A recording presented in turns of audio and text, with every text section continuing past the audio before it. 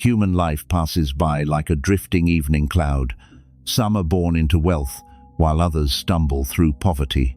Some spend their entire lives chasing fame and profit, while others only hope to find peaceful blessings in their hearts. But regardless of the circumstances, there comes a time when we sit back, look deep into our souls, and ask ourselves, what am I living for? Where am I going? For life is inherently impermanent. Everything we cling to today may become mere dust tomorrow. The things we imagine to be important are sometimes just fleeting illusions in the swirling current of life. Someone said, "This life is so tiring. Why is there so much suffering between humans? People are misunderstood, people are betrayed, and those who do good are not recognized." Sometimes we perform acts of kindness, but others think we are being hypocritical. We help people, yet they say we have ulterior motives. These things cause us pain and harden our hearts. Then we begin to doubt even our own kindness. However, the Buddha taught that whatever others do is their business. The important thing is to keep our own minds pure and our hearts serene. This life is not a place for us to compete for superiority with anyone. Each person has their own karma, their own path, and their own lessons to learn. Those who do evil will eventually pay the price. For those who do good, blessings will arrive sooner or later, just like planting a seed in the ground. It is not sown today and sprouted tomorrow. Every good seed, if nurtured by a virtuous heart, will eventually bloom on a beautiful day. The Buddha once taught to do good, avoid evil, and keep the mind pure. Those are the teachings of the Buddhas, just that much. But if we truly understand and practice them, life will change. Because the root of all suffering lies in the mind. When our minds are infected with afflictions, anger, ignorance, and jealousy, then, even if we live in a grand house with wide gates, our hearts will remain restless. But when our minds are gentle and tranquil, even if we only have a meal of rice and vegetables, the heart still feels warm and fulfilled. There is an ancient story that says a monk passing through a small village saw a farmer lamenting, "I work hard, yet remain poor, while that greedy man is wealthy and comfortable." The monk smiled kindly and replied, "You only see the fruit of today, but you do not see the causes from many lifetimes.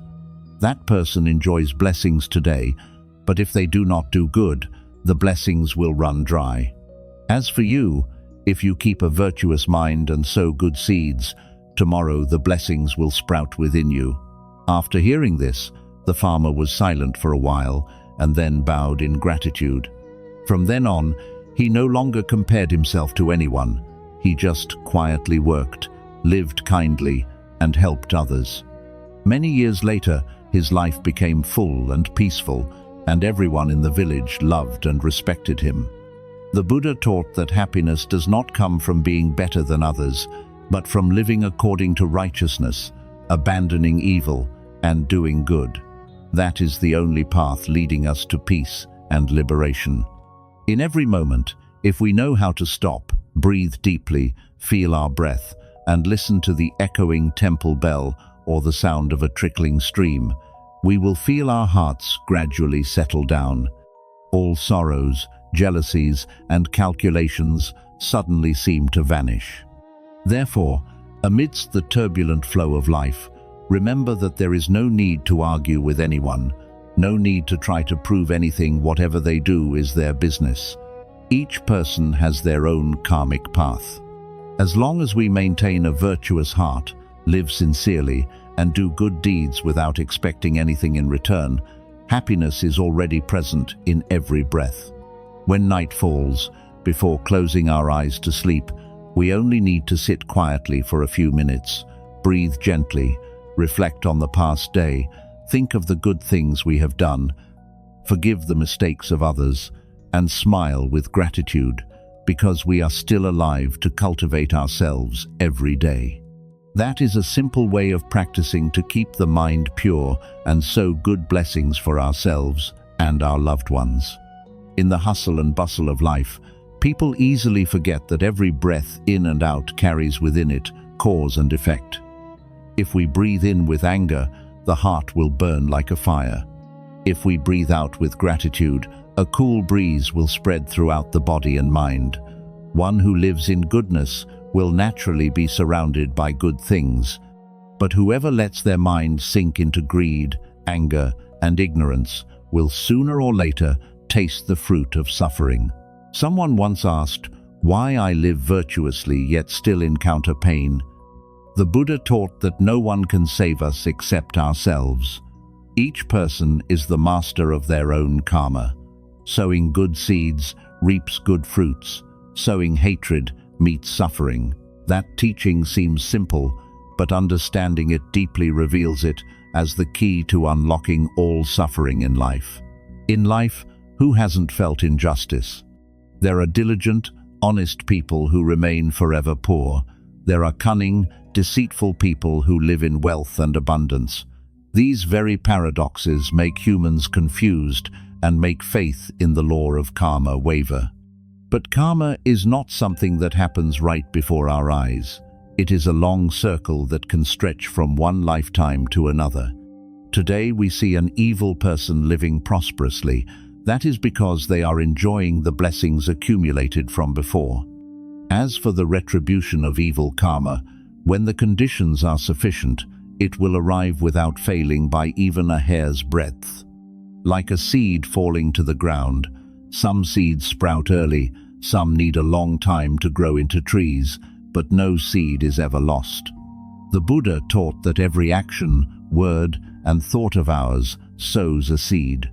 Those seeds are not lost. They wait for the day conditions meet to bear fruit.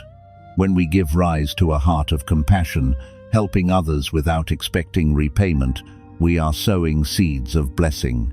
When we get angry and harm others even with one harsh word, we are sowing seeds of suffering. Every day, every moment, we are creating karma. Virtuous karma or evil karma all arise from this mind. Therefore, a practitioner is not just someone who goes to the temple to worship or chant sutras frequently, but someone who knows how to reflect on every thought arising in their heart, knowing when to stop when an unvirtuous thought arises.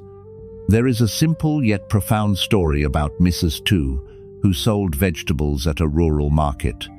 Mrs. Tu lived in a small house with earthen walls and a thatched roof, working hard year-round with her baskets of green vegetables. Every morning she woke up while it was still dark to go to the garden to pick vegetables, arrange them neatly in bamboo baskets, and carried them to the market. People loved her not just because her vegetables were fresh, but because her heart was as fragrant as the newly picked greens. When poor customers came to buy, she always lowered the price or gave extra.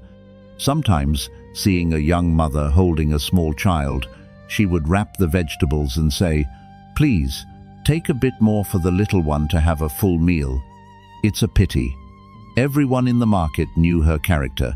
People often said Mrs. Tu sold vegetables for little profit, but gained much merit. Right next to her stall was Mr. Bay, a fishmonger. Mr. Bay was stingy, often grumbling and haggling over every penny. If someone bargained even a little, he would immediately scowl. Sometimes when weighing fish, he would intentionally press his hand down to give less. People knew but were afraid to speak.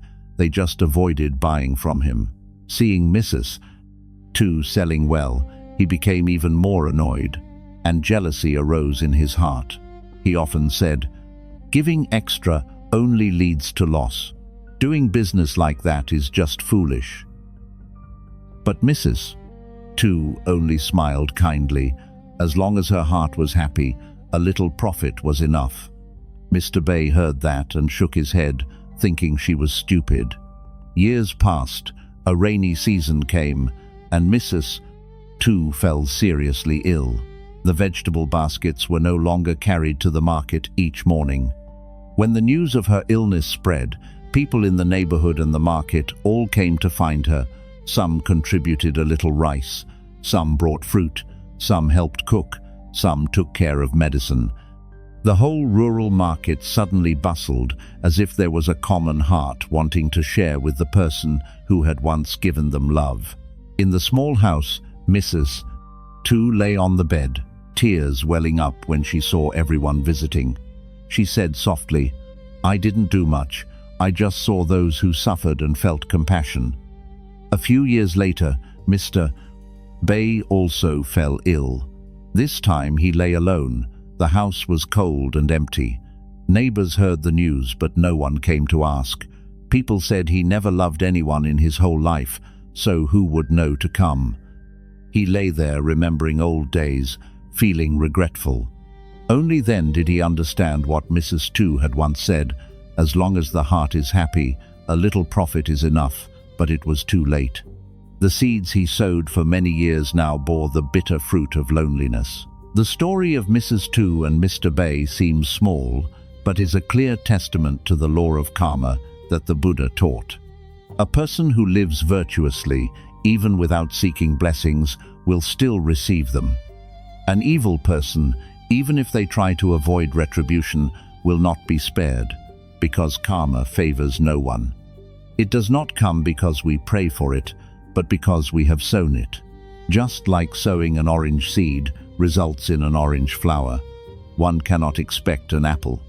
The Buddha taught that those who sow good seeds will receive good fruits, and those who sow evil seeds will encounter suffering.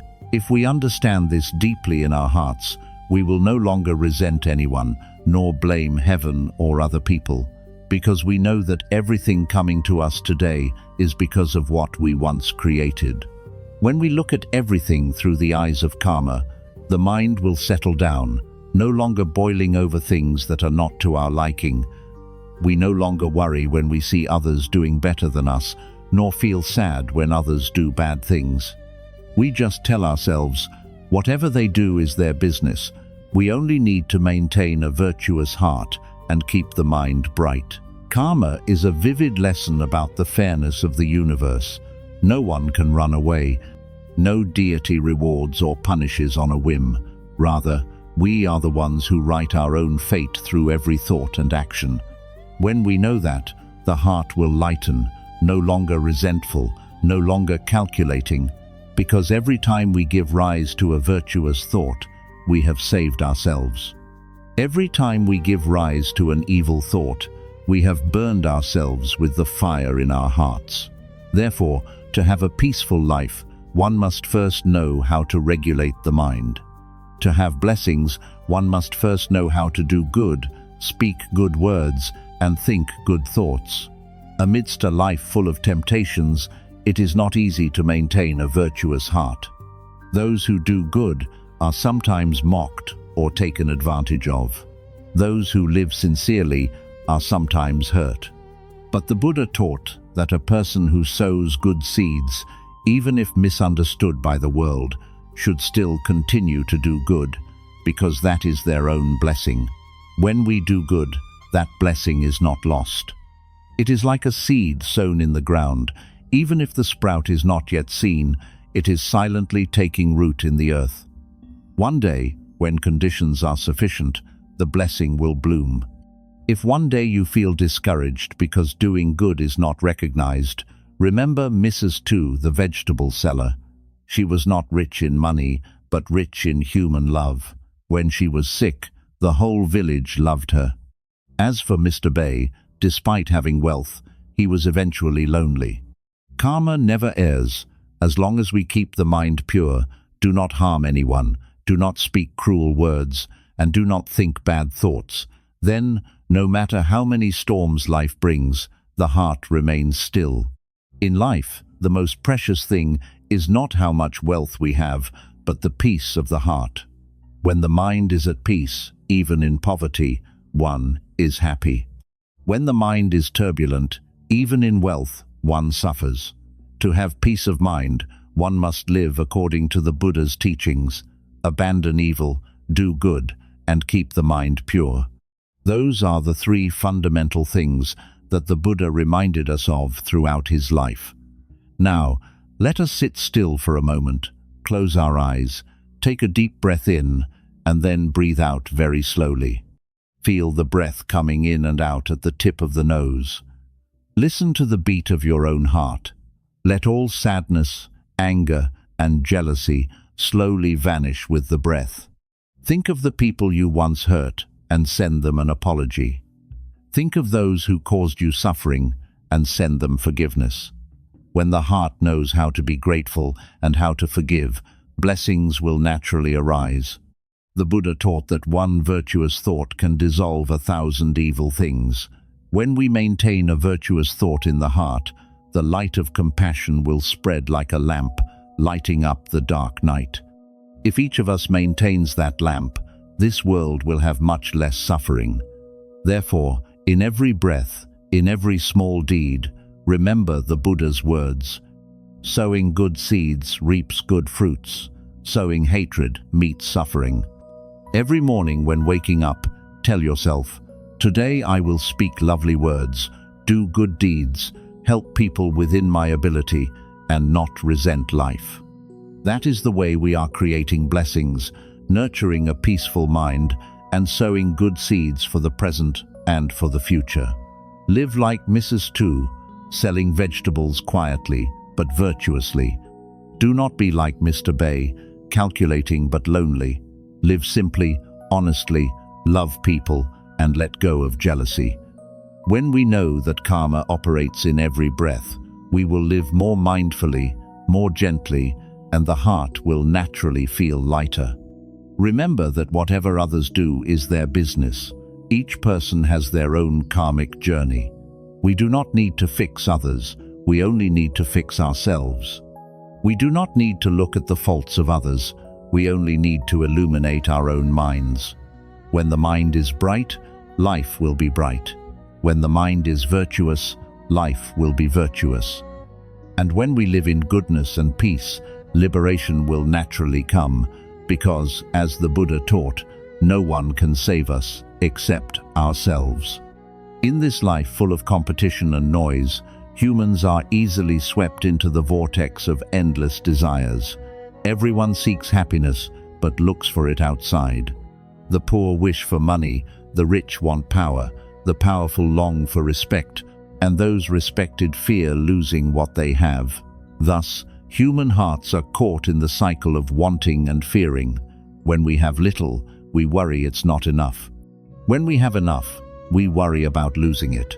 Spending a whole life chasing things we don't truly need, we eventually lose the most precious thing, inner peace.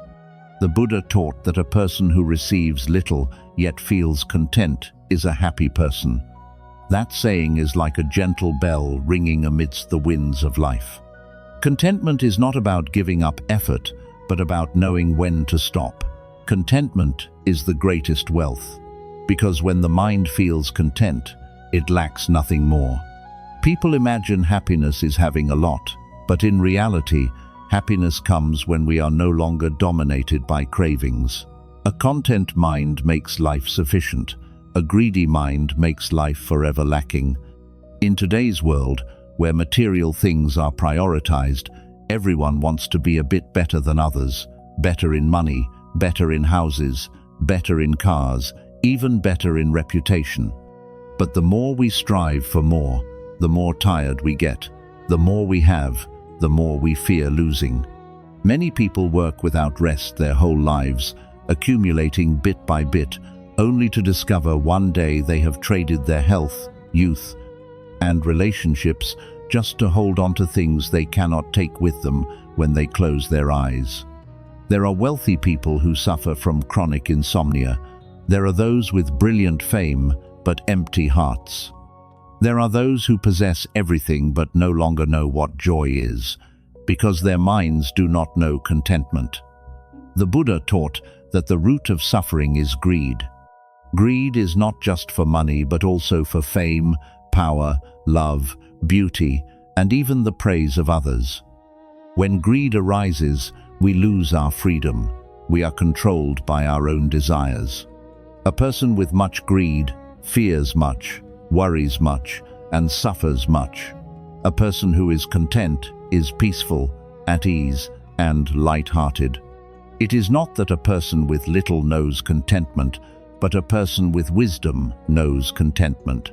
Contentment is a type of wisdom, a result of mindfulness. The story of Tam, a bricklayer in a rural area, is a simple but profound testament to that. Tam was not rich and had nothing outstanding. Every day he still woke up early, took his old bicycle, and rode to the construction site to work. That bicycle had followed him for many years, with peeling paint, a torn seat, and a hoarse engine sound. Many people meeting him often teased.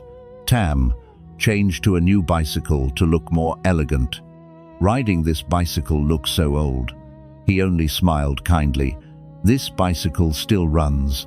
I go to work and still have enough to eat, enough to wear, enough joy. Why change it when it's not broken? His answer made many people laugh, but gradually people realized there was a peace in him that few possessed. His friends competed with each other to borrow money for new cars, bought high-end phones, built bigger houses to be respected. Everyone wanted to show they were successful. Meanwhile, Tam remained leisurely, still riding the old bicycle, still eating simple meals, still happily greeting everyone each morning. He did not compete, did not envy, did not compare. A few years later, many of those friends fell into debt. The new cars weren't paid off, work was slow, income decreased. Some had to sell their cars, some had to sell their houses.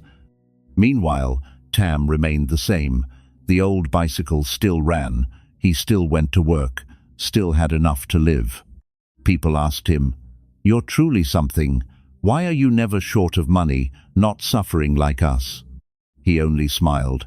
"I'm not rich. I just don't buy what I don't need, don't dream of what I don't have enough affinity for, don't worry about what hasn't come. I see it as enough, so I lack nothing." That saying is simple, but contains the entire philosophy of life the Buddha taught.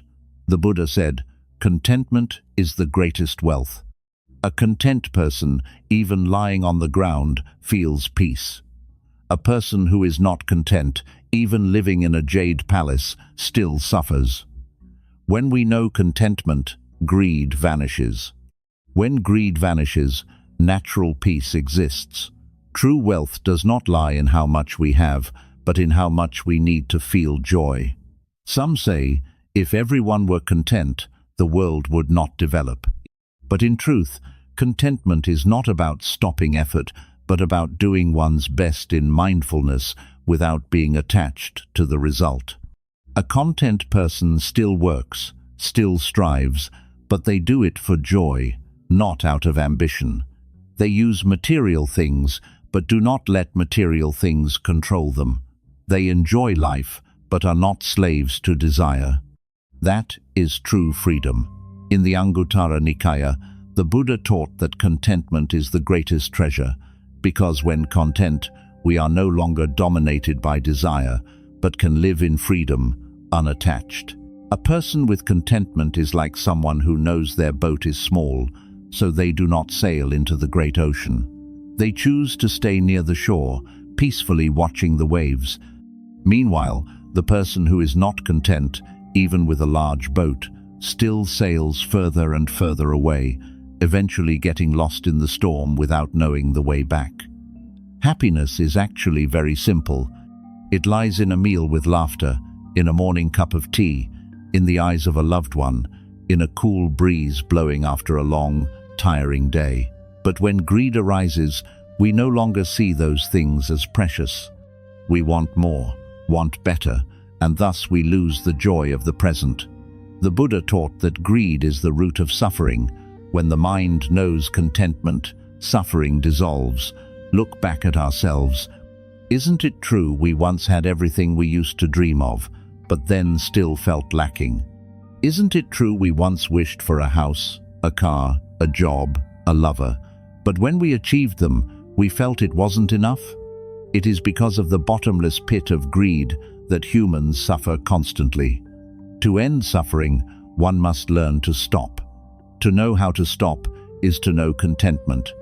Tam in the story was not a monk, but his mind was already cultivated. He understood the logic that many wealthy people haven't understood. He knew how to treasure the present, how to be happy with what he had, and how to stop when it was enough. That is living in the way. Living while the mind is no longer pulled by desire is peace. Living while the heart is not shaken by material things is freedom. In modern life, learning contentment is learning to live slowly, looking deeper into oneself. Try asking yourself, what do I truly need to be happy? Sometimes it's just a quiet morning, a hot cup of tea, a smile from a loved one, a good sleep. Happiness is essentially very close. It's just that we run to find it far away. When we stop, we see that we already have enough. If every day we spend a little time reflecting on contentment, life will become lighter. Sit still, breathe slowly, place your hand on your chest, feel your heartbeat. Say to yourself, I am grateful because I can still breathe, still live, still see the sky today. I am grateful for the rice to eat, the clothes to wear, the people to love. When the heart is full of gratitude, greedy thoughts dissolve. When grateful, naturally we see it as enough. The Buddha taught there is no happiness greater than the peace of a content person. Contentment is the foundation of happiness, the root of peace. A content person is not moved by gain or loss. They live simply, sincerely, without calculation or jealousy. They do not need to show off because their mind is already bright. They do not need to compete because their heart is already at peace. They do not need to prove anything because they understand that a person's true value lies not in what they have, but in how they live. When we learn the lesson of contentment, we are learning to love ourselves and love life. We no longer blame anyone, no longer resent anything, no longer demand. We just smile at everything coming and going. Like a passing breeze, like clouds in the sky, everything is impermanent. Only the peaceful mind remains. So, try to live like Tam, simple yet free. Even with only an old bicycle, the heart is still joyful. Even eating rice with salt, it still tastes good. Even with patched clothes, the heart is still warm. Contentment is the source of blessings. Contentment is the key that opens the door to liberation. From today, whenever you feel desire arising, stop and breathe deeply. Ask, do I truly need this, or is greed controlling me? Just by stopping, you will see clearly. When the light of mindfulness shines, the darkness of greedy thoughts fades away. There is a teaching from the Buddha. A content person, even lying on the ground, is peaceful.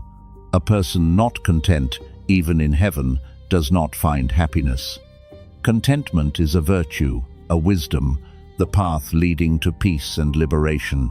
Live simply, be content, and let go of unnecessary things. Then every breath will be peace, every day will be happiness, and our minds will be like a calm lake, reflecting the clouds and sky. Amidst the hustle and bustle of today, people are easily exhausted and easily forget the root of peace. Some strive their whole lives to have much wealth, fame, and status, but at some point realize they are still lonely and feel empty. Some, for small gains, calculate and compete over every word and every profit, then live in unrest, fear, and lingering anxiety. Some, though prosperous on the outside, never feel at peace because their minds are no longer pure and their hearts are no longer virtuous. Amidst that crowded life, sometimes just a smile of good intent or a simple act of helping someone is enough to soften the heart. The soul feels washed clean. The Buddha taught that a virtuous thought is like a seed. When sown in the ground of the mind, it will eventually sprout. That is a simple yet profound truth. Because every good deed, no matter how small, has an immensely powerful energy of dedication. A person with a virtuous mind does not need to do grand things. They just need to live sincerely every day, knowing how to love and share. The Buddha taught that a compassionate smile can save a suffering soul. A gentle word can resolve a conflict. A person lives virtuously not because they fear sin or seek merit, but because they understand that doing good is nurturing the light in the mind and sowing seeds of blessing for themselves and for everyone. Because in this world, nothing is lost. Only cause and effect are silently continuing. There is an old story about a poor elderly woman living on the edge of a village. Every day she only had one meal of rice mixed with sweet potatoes. Her clothes were heavily patched, but her face was always serene and her eyes were always warm. People in the village often saw her sitting under a mango tree, eating rice while softly chanting the Buddha's name. One day, while having her simple lunch, she saw a stray dog, skin and bones, looking at her rice bowl with sad eyes. She smiled gently, took half of her remaining rice and poured it in front of the dog, saying softly to herself, "Go on, eat. Half a bowl is enough for me." The dog looked at her, wagged its tail slightly, and ate every grain of rice gratefully. She still sat there chanting and smiling. Time passed, and no one remembered that small story. Many years later, when she was weak and living alone in the old thatched house, one winter night, the oil lamp was blown out by the wind, and the fire caught the curtain. The house burned fiercely. She was fast asleep and didn't know. The very dog from years ago, now a large dog still wandering in the village, smelled the smoke, barked loudly, and rushed in to bite her clothes and pull her out of the house. Thanks to that, she narrowly escaped death. People heard the dog barking and ran to extinguish the fire, but the house was burned to the ground. She only had the clothes on her back, but she wore a kind smile, patted the dog's head and said, "Thank you." Perhaps that was the good fruit of half a bowl of rice from years ago. The simple story contains a deep truth. The Buddha taught that sowing good seeds reaps good fruits, and sowing hatred meets suffering. That poor old woman didn't seek rewards or calculate for herself. She just shared her meager portion of rice out of compassion. But that very kindness became a shield, protecting her in a moment of peril. A person doing good deeds does not need to be rich or powerful. They only need a heart. Half a bowl of rice, a cup of water, or a smile is also a seed of blessing. When that seed falls into a clear mind, it will sprout into a tree of happiness, bearing fruits of goodness. In the Anguttara Nikaya, the Buddha once taught, even if a person gives little, if they give with a pure mind, the reward is still great. This means the value of a virtuous action lies not in the material amount, but in the thought when doing it. If we help someone just to be praised, the blessing will be thin. If we help with true love, the blessing will be as thick as the ocean, like someone planting a tree. If the seed is sown in dry, barren land, it's hard to live. But if sown with the water of compassion and the sunlight of wisdom, that tree will grow strong, providing shade for life. In modern life, many people mistakenly think that doing good must be something grand. They forget that kindness starts from the smallest things, not speaking ill, not hurting others, not giving rise to jealousy, and sharing joy with those who suffer. A kind smile for someone tired, a sincere apology, or a meal sent to a homeless person, these are all seeds of blessing. And if every day we sow one such seed, our lives will be full of fragrance, and peace will come naturally without needing to be prayed for. The Buddha taught that when our minds are virtuous, everything is virtuous. When our minds are evil, everything becomes thorny. Therefore, a practitioner does not only cultivate the mouth and the body, but must also cultivate the mind. Every morning when waking up, ask yourself, what good have I done today? Is there anyone I've made happier? Is there anyone I've made sad by my words? That reflection is the seed of enlightenment. When we recognize our mistakes and fix them, when we choose compassion instead of anger, At that moment we are creating invisible blessings, a kind of blessing no one can measure, but which has the power to change a human life. There are people who once sowed bad seeds or did evil deeds and think they cannot turn back. But the Buddha taught that no one is so sinful that they cannot change. Just as mud can still grow lotus flowers, humans can also rise from their mistakes to become virtuous. Just one good thought arising, and light immediately shines. Everyone can start from today, from the smallest things like a thank you, a forgiveness, or a quiet moment of breathing to let go of anger in the heart. If someone has ever hurt you, try looking at them with sympathetic eyes, because perhaps in their suffering they did not know how to love, which is why they caused you pain. Forgiving does not mean forgetting, but not letting resentment continue to bind you. When forgiving, you are setting yourself free. And that is also a virtuous action, a great seed of blessing amidst the complexities of life. Spend a quiet morning sitting in gentle breath.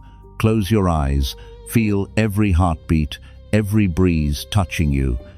Let your mind return to its inherent peace. In that silence, think of 3 things you are grateful for: a roof to shelter from sun and rain, a loved one still by your side, and this very breath that is helping you live. When grateful, the heart becomes soft, from which virtuous thoughts naturally arise. A person with gratitude cannot be angry. A person with compassion cannot do evil.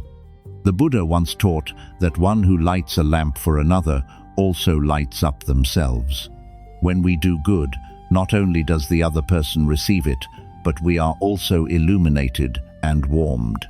Make it a habit every day to ask your heart, have I done a good deed today?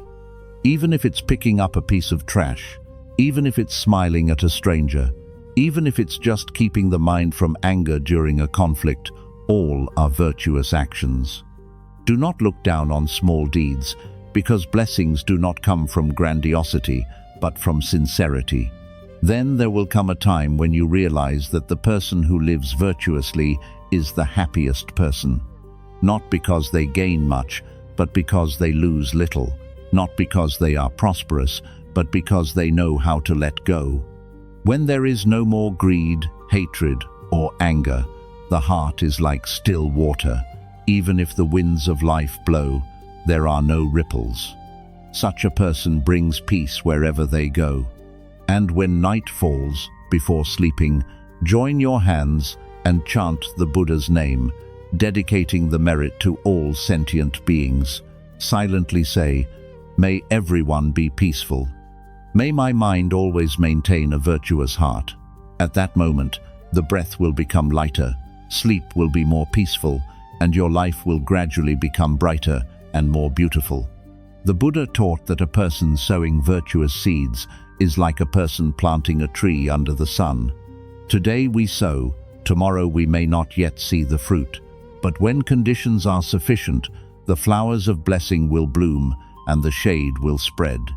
Therefore, do not be discouraged, do not doubt, just do good whether anyone sees it or not, whether anyone understands or not, because the virtuous seed sown in the ground of the mind is witnessed by heaven and earth. One day, when looking back, you will see your life as a garden full of fragrance, full of sunlight, and the heart light as a cloud. Living in this world requires only one thing: keep a virtuous heart, do good work, sow good seeds. No matter how much life changes, no matter what others do, we only need to keep the mind pure, as the Buddha taught. Whatever they do is their business. The important thing is whether our minds are virtuous or not. Just sow good seeds today to be peaceful tomorrow, to be liberated in the next life, so that in this present moment, even in the middle of the mundane world, we can still smile and say, "I am at peace."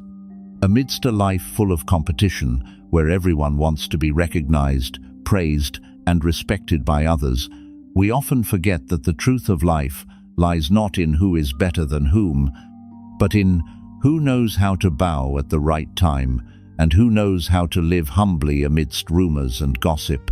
There are times when people suffer not because of a lack of material things, but because the mind still clings to fame, to the ego, to a grand self, always wanting to prove that they are right, they are talented, they are superior. The more one tries to prove, the more tired one becomes. The more one tries to rise through arrogance, the further one strays from peace. The Buddha taught that those who know how to humble themselves are actually raising their minds. Humility is not weakness, but a manifestation of wisdom. Those who truly understand life do not need to show off or compete, because they know everything in the world is impermanent.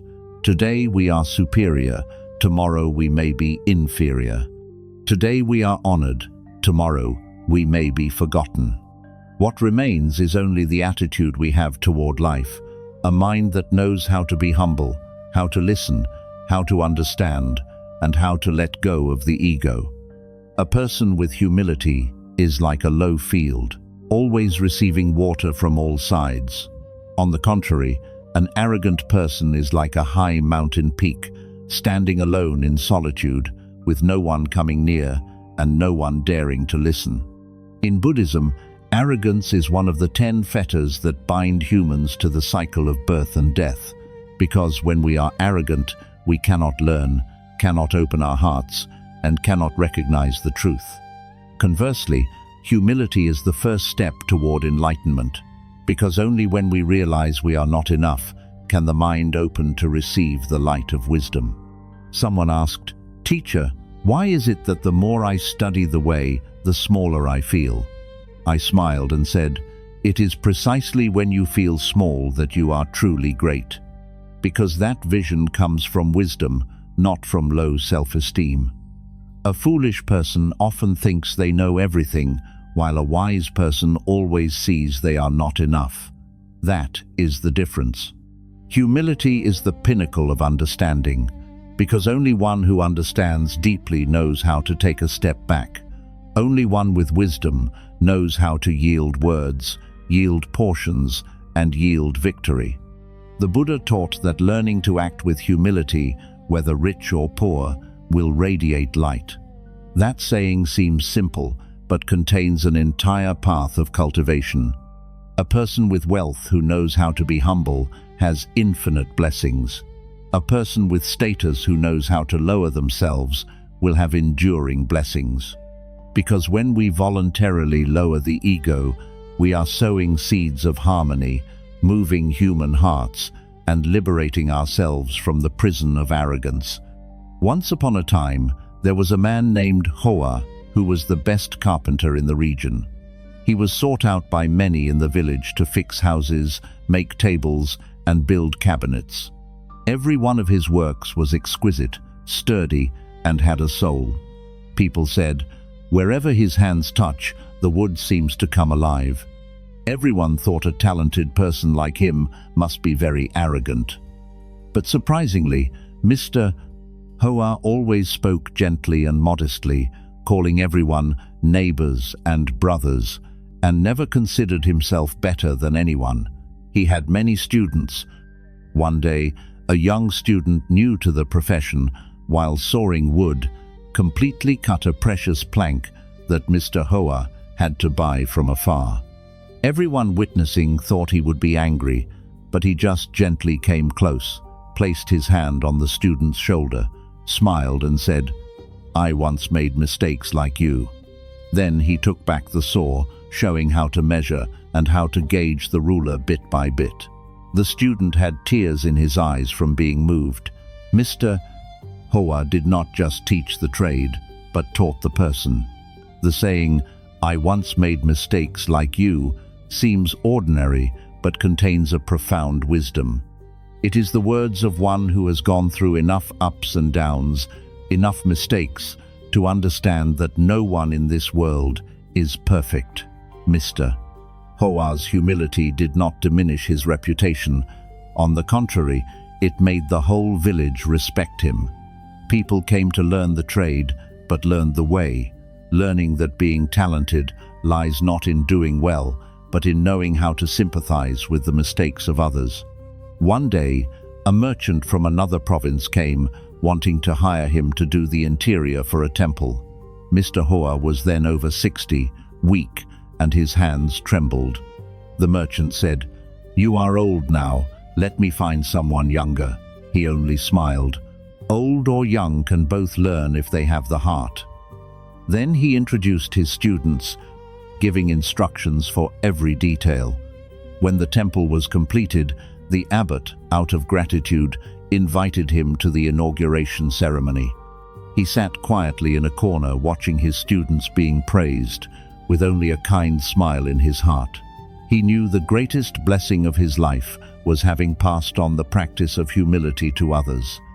Later, when he passed away, the villagers came in large numbers to see him off. They said they had never seen anyone so kind and humble. He lived simply, leaving no large estate, but left in everyone's heart a lesson more precious than gold or jade, the lesson that when we lower ourselves, we are raising our minds. When we bow our heads, we are standing tall in the hearts of others. Think back and see. So many afflictions in life arise just because we refuse to yield, refuse to lose, refuse to listen. If we just argue one word less, compete one bit less, the mind would be so much lighter. Many people, for a bit of fame, cause resentment. For a bit of profit, lose friends. For a bit of ego, carry hatred for a lifetime.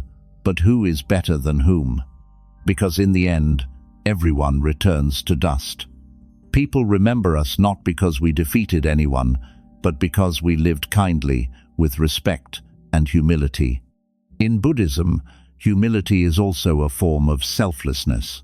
When we no longer see the ego as too large, we will no longer be dominated by praise or blame. A practitioner, a student of the way, if they still care about the words of others, still hope to be praised, and still fear being blamed, then the path to liberation is still far away. The Buddha once taught that one who knows humility will naturally progress in the way. An arrogant person, even if they study much, only stands outside the door of the way. Therefore, if you want peace of mind and less suffering in life, first you must learn to bow your head, learn to listen, learn to endure, and learn to admit mistakes. Humility is also the root of compassion. A person who knows how to be humble will know how to put themselves in the position of others, knowing how to sympathize with their suffering. An arrogant person only sees themselves, while a humble person sees the entire cause and conditions in every circumstance. They understand that everyone is in the process of learning, everyone has their own karma, and therefore they do not judge. When the mind does not judge, compassion naturally arises. Once, a Zen master asked a disciple, "If you see a person doing something wrong, what would you do?" The disciple replied, "I would advise them to correct it." The Zen master said, "If they don't listen, then what?" The disciple was silent. The Zen master smiled. "Then you should learn to bow your head and listen to them first. When you are truly humble, your words can touch the hearts of others, that is the way. When we are humble, others are naturally moved. When we know how to take a step back, others will move forward with trust.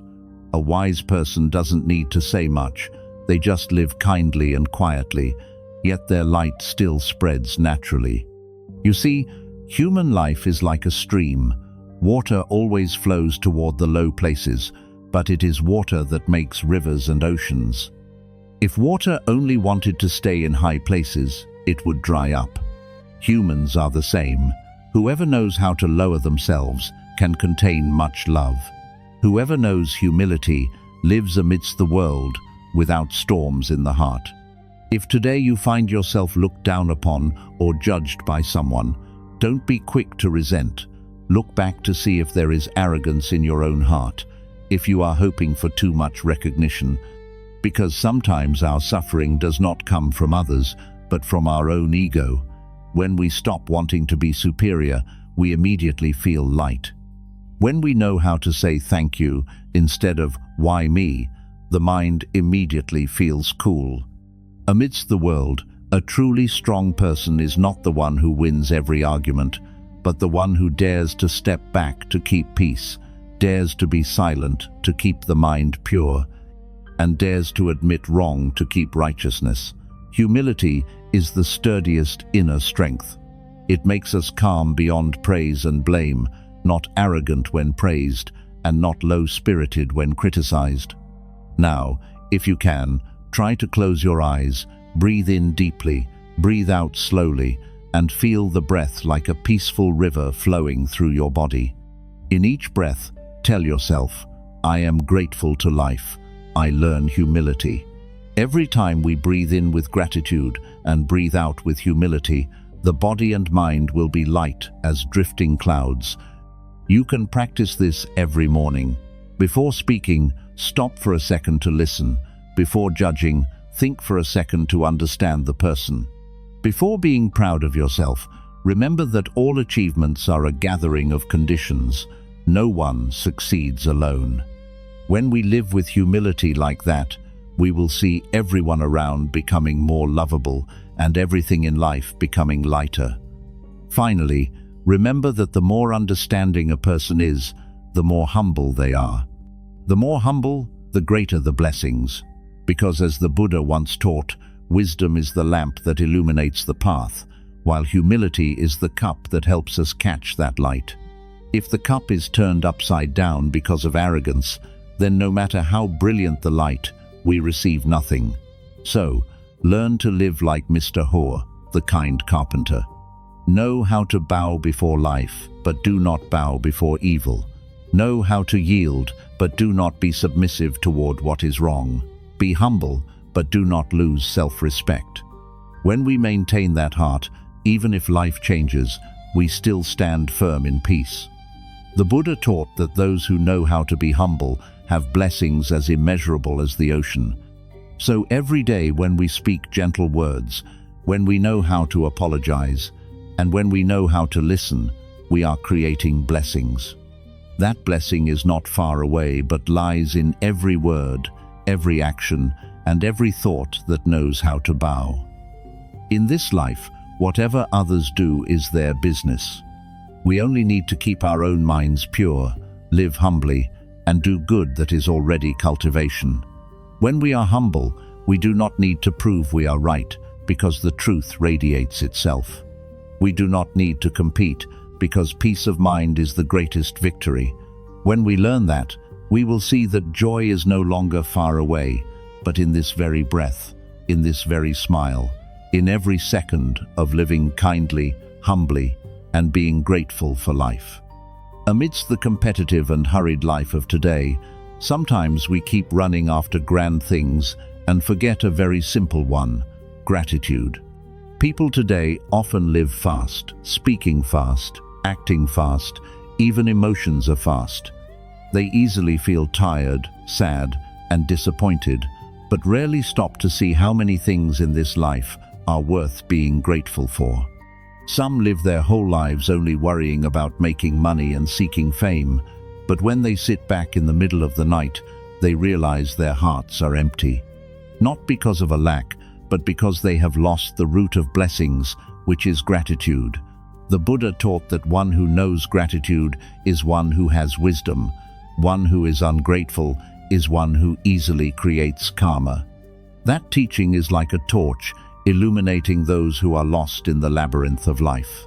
Because gratitude is not just a moral behavior, but also the path leading to blessings and peace. A person with gratitude, even when encountering suffering, remains at peace because they understand everything coming to them is due to cause and conditions. An ungrateful person, despite having much wealth, never sees it as enough because their mind is always directed outward, always seeing lack and dissatisfaction. The Buddha also once taught to be grateful for the people of the past. The heart adds blessings, while forgetting gratitude brings karma naturally. When we are grateful to those who help us, we are nurturing a virtuous energy. When we forget gratitude and deny the contributions of others, we sow seeds of ignorance in our hearts. That seed will sprout into karma, causing us to repeat lessons of suffering. Therefore, a student of the way, in any circumstance, should give rise to gratitude. Gratitude for parents who gave birth, gratitude for teachers who taught, gratitude for friends, gratitude for those who helped us in difficult times, and even gratitude for those who caused us suffering. Because of them, we learned many lessons about patience and letting go. There is a small story about a girl named Lan. Lan was born into a poor family in a rural area. Her father died early, and her mother had to work as a laborer to raise her child. Despite the difficult circumstances, Lan always tried hard in her studies. In those days, she often went to class with worn-out sandals and old notebooks, kept as carefully as treasures. Her homeroom teacher, Mr. Thang, saw the diligent girl and quietly helped her. He applied for scholarships for Lan and gave her his children's old books. Once Lan was ashamed because she had no money for tuition and intended to drop out. The teacher found out, came to the house, left an envelope on the table, and said it was from the school's encouragement fund. Time passed. Lan passed the university entrance exam and went to work. Life opened up new opportunities, and she gradually became successful. After many years of striving, Lan became the director of a large company. On the day of the company's inauguration, when everyone was happy, taking photos and celebrating, Lan suddenly stopped on the stage and said, "Before saying thank you to the partners and employees, I want to thank one person. If not for Mr. Thang, I would not be here today." The whole room went silent. Lan walked down and led Mr. Thang, now old with white hair, up to the stage. She held the teacher's hand, tears falling. "You were the one who believed in me when no one else did. You were the one who sowed the seeds of blessing in my heart when I didn't even know what to sow." "Mr. Thang only smiled kindly and said softly, "I didn't help you, you helped yourself. I only gave you the seeds, and you watered them every day with gratitude." That story was widely spread, not because Lan was successful, but because she still maintained a heart of gratitude. In this world, people easily forget who helped them, but a person who truly has blessings is one who always remembers. Because when we remember gratitude, our hearts soften, our minds brighten, and blessings naturally arise. Gratitude is not just words, but actions. When we take care of our parents with all our hearts, that is gratitude. When we do not forget the grace of our teachers and those who once guided us, that is gratitude. When we help others with a virtuous mind without expecting repayment, that is also a way to repay the debt of gratitude to life. Every action of gratitude is a seed of blessing. Someone asked Buddhist Dharma miracles, "Teacher, why do many people do good deeds but still encounter suffering?" I replied, "Because they do good without a heart of gratitude. Doing good to show off, to hope for praise, or to exchange for blessings makes the blessing meager. But doing good from the heart out of gratitude to life, because one knows they are giving back part of what they have received, makes the blessing infinite." When we do good with a heart of gratitude, our hearts are light, our minds are bright, and blessings naturally fill us. In Buddhism, gratitude is called recognizing and repaying grace. Recognizing grace is seeing the efforts of others. Repaying grace is using virtuous actions and mind to give back. A person who does not know how to recognize grace is like a tree with severed roots. Even if it is green for a while, it will eventually wither. A person who knows how to recognize grace is like a river with a clean source of water that flows forever without drying up. One of the 4 great graces the Buddha mentioned is the grace of parents. Parents are those who gave us this body, raised us since we were small, and endured much suffering without gain. There are those who, for the sake of fame, forget their elderly parents who are waiting for news. There are those who become successful and then see their parents as a burden. They do not know that every breath of theirs today is thanks to the parents who once sacrificed their entire youth. The Buddha taught that the grace of parents is deep as the ocean and high as the sky. A whole life of repayment is not enough. Therefore, every time we bow before our parents, we are sowing the greatest seed of blessing. The second grace is that of teachers. Teachers do not just teach literacy, but also teach the way of being a human. A teacher is the one who awakens wisdom in us and teaches us to distinguish right from wrong. A student of the way who forgets the teacher is like someone walking far away and forgetting the way back. A teacher does not need offerings from disciples. A teacher only hopes students keep a kind mind and live virtuously. Therefore, when we live well and follow the teachings, that is the greatest way to repay the teacher.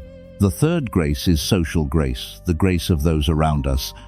The rice farmer, the water carrier, the garbage collector, the baker, all contribute so that we have a full life. If we know how to be grateful to them, we will no longer look down on anyone. We will understand that every job, whether big or small, deserves respect. The final grace is the grace of the triple gem, Buddha, Dharma, and Sangha.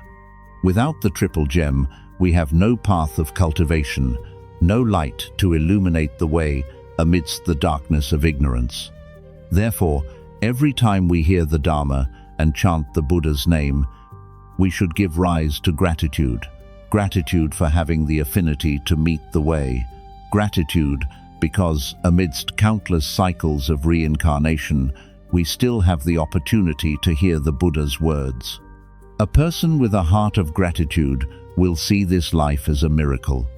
They are grateful for the morning because they could still wake up, grateful for the meal because someone cooked it, grateful for the rain because it cooled the fields, and grateful for the challenges because they helped them grow. Living like that, we will see everything around us as precious. On the other hand, an ungrateful person sees afflictions everywhere. Think about it. Every time we complain or criticize, we are creating negative energy. Every time we say thank you, we are creating virtuous energy. That energy spreads, making life lighter. A sincere word of gratitude can sometimes warm a cold heart. In the journey of cultivation, practicing gratitude is an important Dharma method. You can start with a breath. When breathing in, think, I am grateful because I am alive. When breathing out, think, I am grateful because I have the opportunity to love. Every day, spend a few minutes remembering 3 things you are grateful for today. It could be a greeting, a look, or just a cool breeze. When you write down those things, your mind will gradually transform. Another practice is reciting grace. Before going to sleep, recite silently, I am grateful to parents, grateful to teachers, grateful to life. Each recitation is a lamp lighting up the mind. Gradually, you will find yourself with less greed, anger, and ignorance, fewer complaints, and fewer demands. You will see that just by living with a heart of gratitude, naturally, everything will be sufficient. There is something very magical in karma. When you are grateful, you will receive more things to be grateful for. When you complain, life will bring more things to complain about. That is how the universe reflects our minds. Therefore, a wise person always chooses gratitude over complaining. They know that even when encountering difficulties, those are lessons sent by life for them to grow. One day, when you feel tired, when you see everything is not as intended, stop, close your eyes, breathe in, and ask your heart, do I still have gratitude? If the answer is yes, you will find yourself at peace immediately, because a heart of gratitude is the medicine that heals all suffering. It makes us return to the present, where we realize we still have many precious things. Finally, remember that blessings do not arise naturally. Blessings stem from a virtuous mind, and a virtuous mind sprouts on the soil of gratitude. When we know gratitude, we no longer calculate. When we are grateful, we no longer demand. When we are grateful, we no longer fear losing, because we understand everything coming to us is due to cause and conditions. Every person passing by is an act of grace. Life is short. Do not let any day pass without thanking someone or doing some good deed. Be grateful for living parents, grateful for the friend by your side, grateful for those who helped you, and grateful even for yourself for not giving up. When living like that, blessings will follow you like a shadow follows a form. A heart of gratitude opens, old karma gradually lightens, and peace comes naturally. The Buddha taught that those who know gratitude will not fall into evil ways. An ungrateful person, even if they do meritorious work, cannot enjoy the blessings, because blessings do not lie in wealth, but in the mind. Therefore, a person with a heart of gratitude is the one creating blessings every day. So whatever others do is their business. We only need to maintain gratitude, gratitude for life, gratitude for people, and gratitude for every second of being alive. That is the simplest path leading to liberation and peace, because when grateful, our hearts have no resentment. When grateful, we have no demands. When grateful, we are already living in the nirvana of the present. In this life, there are moments that only happen for a brief instant, but are enough to decide an entire destiny, a blessing, or even a human life. Many people live virtuously with no evil in their hearts, but they often hesitate, feel timid, and think too much before doing a good deed. They fear others will misunderstand, fear being taken advantage of, or fear doing something without getting anything in return. Thus, the good deed is missed, kindness is held back, and the affinity for blessing vanishes in an instant. Then, when looking back, we realize that if only we had been more decisive and dared to act for the sake of goodness, life might have been very different. The Buddha taught that a single virtuous thought arising is like a lamp dispelling 1,000 years of darkness. In each of our thoughts, there are seeds of compassion, love, and empathy. But if we only let them sleep in the mind without watering them and without acting, then that light cannot shine for anyone. Doing good does not just lie in thoughts, but in actions, a hand reached out, an encouraging smile, or stopping once to help someone. That is when we sow a seed of blessing for ourselves. Someone asked, "Teacher, I want to do good, but I fear being cheated or people taking advantage of my kindness." I only smiled and said, "Child, if you do good with a pure mind, then even if others have other intentions, the blessing still belongs to you. Because if the cause is sown with a virtuous mind, the fruit will bloom in the mind." The Buddha once taught not to wait for others to understand when doing good, and not to think no one knows when doing evil. Heaven and earth have eyes. Karma is inherently fair. A good deed as small as a speck of dust is enough to build up blessings as large as a mountain. An evil deed, no matter how well hidden, will build up into painful retribution according to conditions. In today's life, people are busy and competitive, everyone worrying only for themselves. Sometimes we forget that just stopping for a few seconds and acting a little out of humanity can change the entire life of another person. Being decisive in doing good is not recklessness, but mindfulness in the heart. Because if we do not dare to take the step, the path of goodness will forever remain a theory. There is a story. Buddhist Dharma Miracles wants to tell you the story of a young man named Min. This story happened on a night of heavy rain, and it was his small but decisive action that opened up an unexpected blessing for him. Min worked as a laborer in an industrial park on the outskirts of the city. That day he left work late. The rain was pouring down, and the road was slippery and deserted. Min was rushing home when he suddenly saw by the side of the road under a tree a child about 8 or 9 years old huddling, soaked, clutching a school bag and crying. People passing by looked, but everyone was busy and hesitant to stop in the rain. Min also hesitated at that moment. He thought perhaps the parents were coming soon, and then thought he was already too late and had to go to work early tomorrow. But then, in that moment, he remembered his mother's teaching: if you meet someone suffering more than you, stop if you can help. He took a breath, turned his bike back, and pulled over. Min approached and asked softly, "Child, why are you standing here alone?" The child trembled and said, "I'm lost. I can't find my house, and my mother's phone ran out of battery." Min looked around. The rain was still heavy, and not a single acquaintance was in sight. He hesitated for a few seconds, then opened the trunk, took out a spare raincoat, and draped it over the child. He rode slowly, asking questions as they went. Finally, he decided to take the child to the nearby ward police station. When they arrived, the duty officer asked questions and contacted the child's family.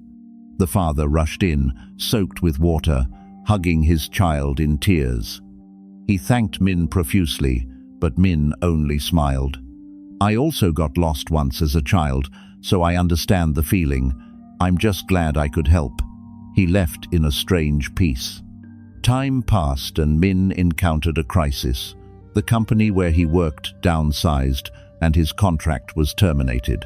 For nearly 2 months, he ran everywhere looking for work, but found none. The rent was almost due, his heart was anxious, and his faith wavered.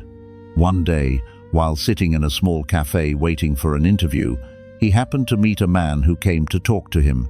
That person looked at him intently for a moment, and then asked, "Are you Min? I remember now. You were the one who helped my son that day." Min was stunned, and then realized that was the father from years ago. He was currently working as the human resources director of a large company. They talked for a while, and just 1 week later, Min was officially hired at that company with a better position than his old job. When telling the story, Min only said that at the time he didn't think much. He just felt he couldn't leave the child in the rain. He didn't expect that small deed would open up such a great affinity for him. The Buddha taught that as long as the mind gives rise to goodness, heaven and earth will assist. When we act with a bright mind, not seeking profit or fearing loss, then the universe itself will arrange good things for us. It may not be immediate, but when the blessings and conditions are sufficient, the fruit will bloom. Doing good is never meaningless. Sometimes a well-timed inquiry saves someone from despair. Sometimes a small act, like helping someone across the street, makes them remember for a lifetime. Every good action is a lamp. When many lamps shine together, the world will be less dark. But that lamp only shines when we decide to light it, not just think about it. A student of the Buddha does not only keep precepts and chant sutras, but must also know how to act mindfully, mindfulness in every good deed. This means we are clearly aware of what we are doing and of the compassion that is present. When we help someone without expecting repayment, when we stop without calculating, at that very moment our minds are dwelling in virtuous Dharma. The Buddha once said that a virtuous action is like a flower in the wind. Its fragrance spreads everywhere without the sower needing to see it. Therefore, if we only think about good things but do not do them, the flower will never bloom. Someone once asked Buddhist Dharma miracles, "Teacher, how do I know which deed is truly virtuous?" I said, "If you do it and the heart is light, the mind is cool, with no resentment, no fear, and no expectation of repayment, that is virtuous. But if you do it and the heart is attached, hoping to be praised, then you have only sown goodness in words, not yet in the mind." A truly virtuous person is one who dares to act as soon as they see the need, because they do not wait for perfect circumstances. They understand that hesitation is sometimes a way of unintentionally turning one's back on the opportunity to sow blessings. Life is short. Time passes as fast as a breath. If today we see someone needing help, do it immediately if possible, because perhaps in that very action we are resolving an old karma or opening a new good affinity. Do not wait for someone to tell you.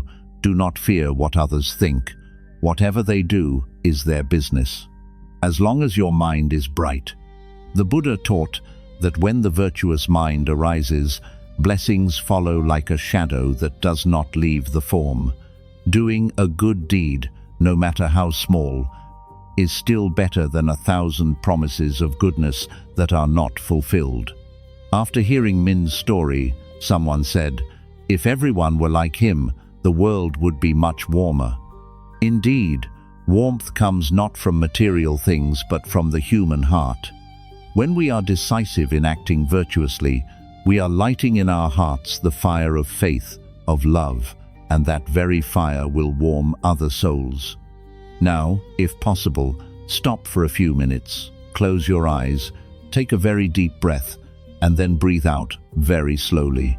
Listen to your heartbeat. Listen to your breath in and out.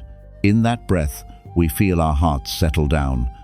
Remember the times we once hesitated before a good deed and give rise to a vow that from now on, when meeting an affinity, we will dare to step forward, not because we want to be praised, but because our hearts feel at peace. Today's practice is very simple. Every day when going out and meeting someone needing help, whether it's a small gesture like picking up a dropped item, helping an elderly person, yielding the way for someone, or saying a kind word, do it immediately. See it as a way of meditating in action.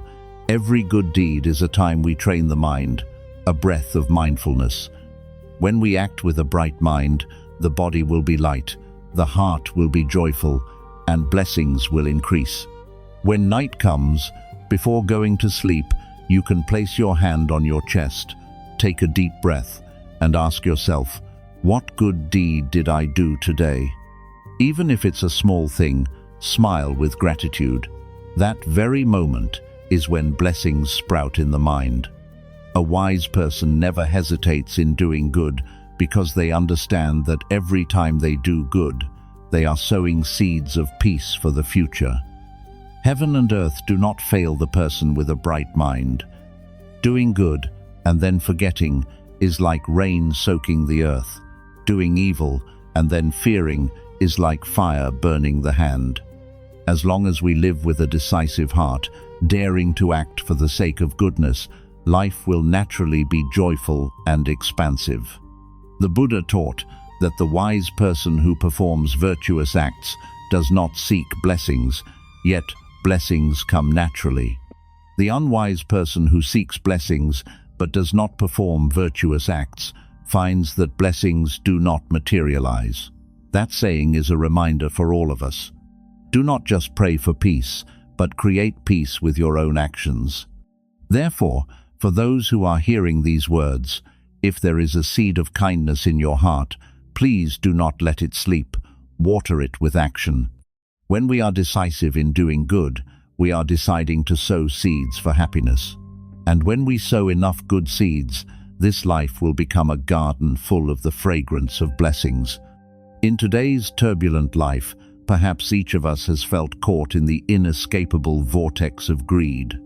We work day and night. We strive for one thing after another, hoping to have more, be better, be higher than others. But the more we try, the more we feel empty inside. Wealth increases, material things are sufficient, but the mind is restless, the body is tired, and sleep is no longer peaceful. Many people imagine that having much money, much power, and much praise is happiness. But then, when lying in the hospital, hearing the sound of the ventilator nearby, they understand that all those things cannot buy peace. The Buddha taught that in human life, suffering is due to the three poisons: greed, anger, and ignorance. Those three fires burn our minds every day, causing us to lose the inherent purity in our souls. Greed is wanting to possess, wanting to have for oneself. Anger is being furious when things are not as intended. Ignorance is being deluded and not seeing the truth. People often think that a little greed is okay, that greed provides the motivation to live. But the Buddha clearly pointed out that greed is like a bottomless well. The more you scoop, the emptier it feels. Because when we achieve what we want, the mind gives rise to another desire for something better, something larger. And so, all our lives we run unceasingly until we are exhausted, yet still find no true happiness. Look around. We see so many people working day and night, exhausting their minds and bodies to have more money and more fame. But how many are truly happy? They buy more material things, but their hearts lack love. They may eat delicious food in grand houses, but no meal is truly peaceful. Greed makes people lose the present because the mind is always directed toward the future, toward what one does not yet have. The more ambitions, the less peace. The Buddha once taught that a content person, even lying on the ground, is peaceful. A person who is not content, even in a celestial palace, is not yet satisfied. Those words are simple, yet touch the depths of the human heart. There is a story that once there was a merchant named Kwai. He was wealthy with immeasurable assets, but never felt satisfied. He worked without rest, ate irregularly, and stayed up late every night to calculate, fearing the loss of what he had. One day, he fell seriously ill, bedridden, his body as thin as a stick. Many famous doctors were invited, but none could cure him. Finally, an old physician walked in, looked at him for a moment and smiled kindly. "Your illness is not of the body, but of the mind. I have 3 prescriptions. If you listen, the illness will heal itself." Mr. Kwai asked tiredly, "What are those 3 prescriptions?" The physician replied, "First, rest to heal the body. Second, give to lighten the mind. Third, let go to clear the intellect." He listened with surprise. "I understand resting, but how can giving and letting go cure the illness?" The physician smiled. "Your body is weak because your mind is tired. Your mind is tired because you keep wanting to hold on to everything. Try giving once, and you will feel light. When you no longer fear loss, the body will recover itself." From that day on, Mr. Kwai began to follow the advice. He temporarily stopped working and returned to the countryside to live quietly. Every day he went to the market to help the poor with a few coins, talked with children, and gave medicine to the sick. At first, he found it strange because before he was used to receiving rather than giving. But after a short while, he realized a miracle. Every time he gave, he felt happier. Those nights he no longer had to calculate. Sleep returned, the breath was lighter, and the body gradually became healthy. After 3 months, he was completely recovered. He went back to find the physician, bowed in gratitude. "Teacher, you saved me with precious medicine." The teacher laughed. "No, I only showed you where the medicine was. The real medicine was in your heart. When the mind is free of greed, the poison dissolves. When you know how to let go, the body naturally heals." From then on, Mr. Kwai no longer sought to be superior to others. He lived simply, finding joy in small things: a morning cup of tea, a smile from a passerby, a cool breeze. All were enough to make him feel happy. People still called him Compassionate Mr. Kwai, because wherever he went, he radiated peace. And he often said to those who came seeking advice, "Letting go of one part of greed, the heart gains one part of blessing." That story seems old, but is still true for everyone today. We are also the Mr. Kwais of modern times, running after work, material things, and fame, while forgetting that we are losing our health and simple joy. Many people, for a bit of immediate profit, trade away relationships. For greed of gain, they lose righteousness. But then, who takes anything when they depart? This body eventually becomes dust. Only the virtuous karma, or evil karma we create, follows us forever. Therefore, the wise person does not accumulate wealth, but accumulates blessings. They do not collect money, but collect merit. The Buddha taught that one who knows how to give is never poor. One who knows how to share is never lacking. Because giving is not just handing over material things, but letting go of one's own attachment.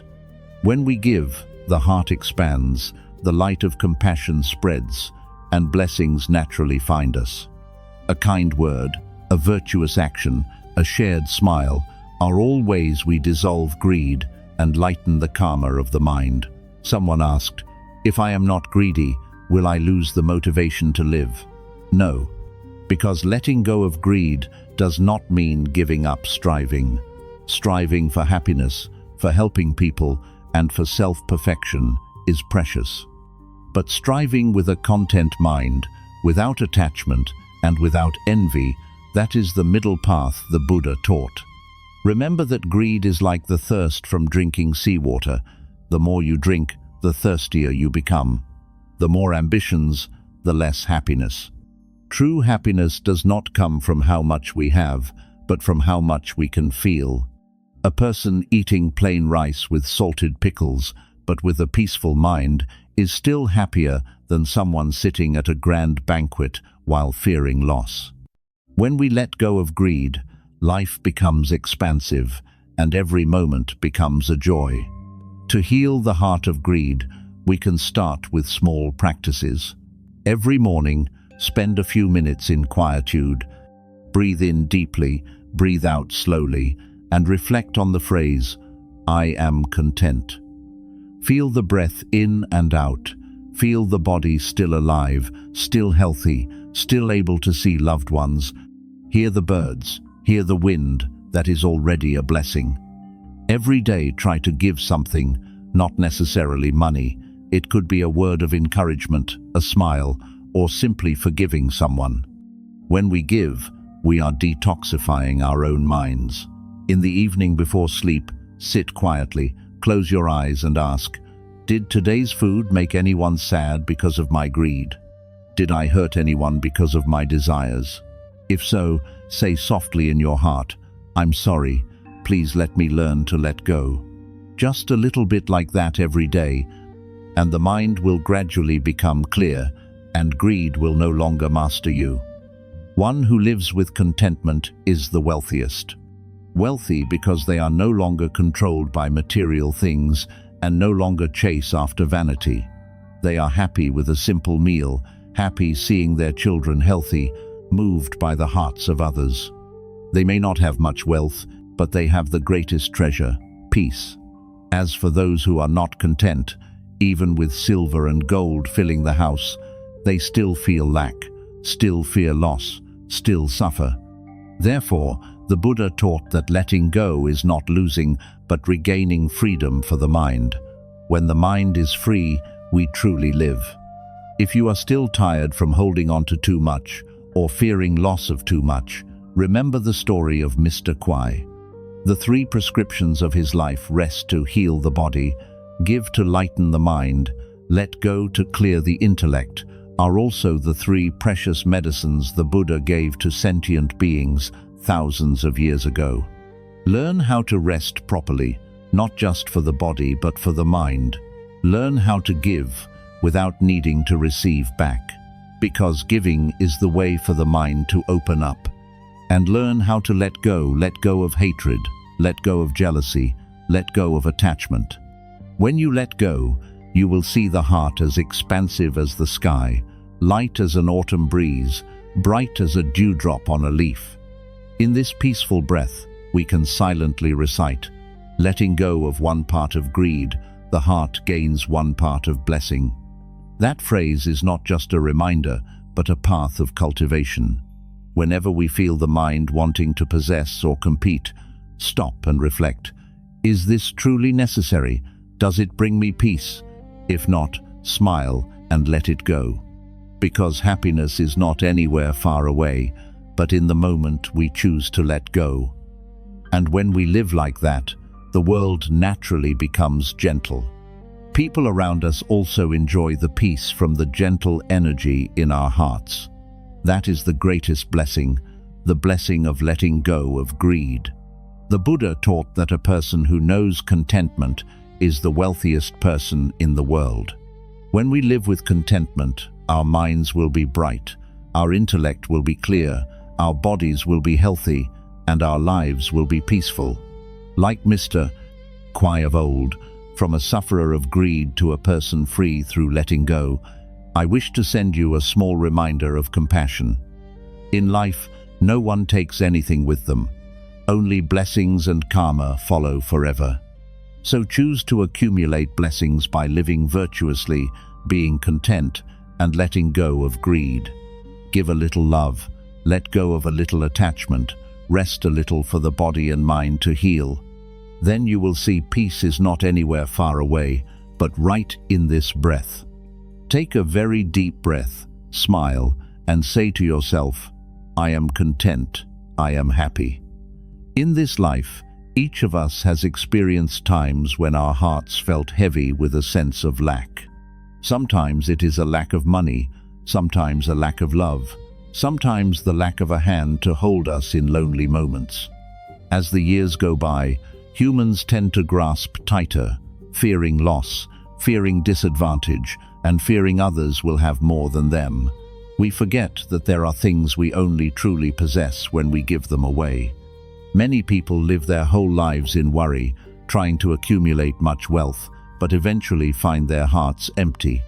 Yet there are those who have nothing in their hands, but their smiles are as bright as the sun, because they know how to give and share. The Buddha taught that blessings do not lie in how much we have, but in how we know how to give. Some give little, yet have great blessings. Some give much, yet blessings do not arise. Because blessings are not measured by objects, but by the mind. One who gives out of compassion, without expecting repayment, then, even just a cup of water or a word of comfort, sows a good seed.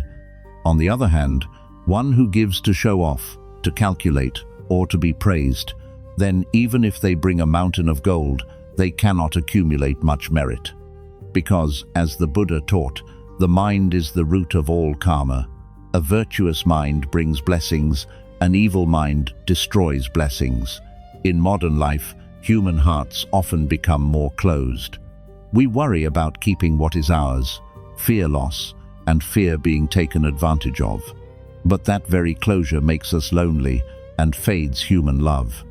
When we see someone needing help, we hesitate. Should I help? What do I get from helping? It is those very questions that prevent blessings from coming to us. Because blessings do not come from rational calculation, but from a heart that naturally knows how to love. The ancients said that giving is staying forever. That is not just a hollow moral teaching, but the truth of karma. There is a very profound Zen saying, giving without expectation is opening the gates of heaven in the heart.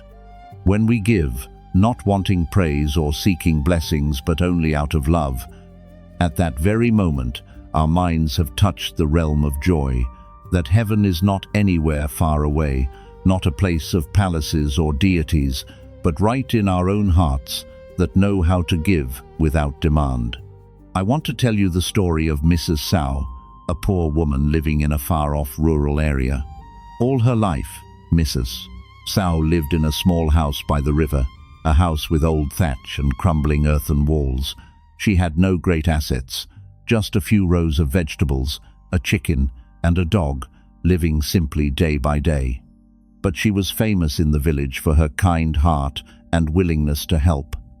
Whoever was in difficulty, she was ready to share what little she had, even if it was just a bowl of rice or a sweet potato. One freezing winter night, the wind blew in from the fields through the thatch, bringing a biting cold. Mrs. Sao was lying curled up in an old blanket when she heard a weak knock on the door. She opened the door and saw a beggar standing there trembling, thin, in rags, barefoot, with tired eyes looking at her as if pleading. He said softly, "Ma'am, Please let me stay for the night. It's too cold. I'm afraid I won't make it through the night, Mrs. Sow looked around the house. There was only one blanket, and the wind was blowing through. She hesitated for a moment, then smiled kindly. Come in, sit down here. I'll give you this blanket. You wrap up and be warm. The beggar shook his head. No, you're old. You need it more than me. But she said, I'm still strong. I can bear it. You're weak. You need it more. So she took the only blanket off the bed and draped it over the old man. That night, she lay on the mat huddling, but strangely, her heart felt warmer than ever.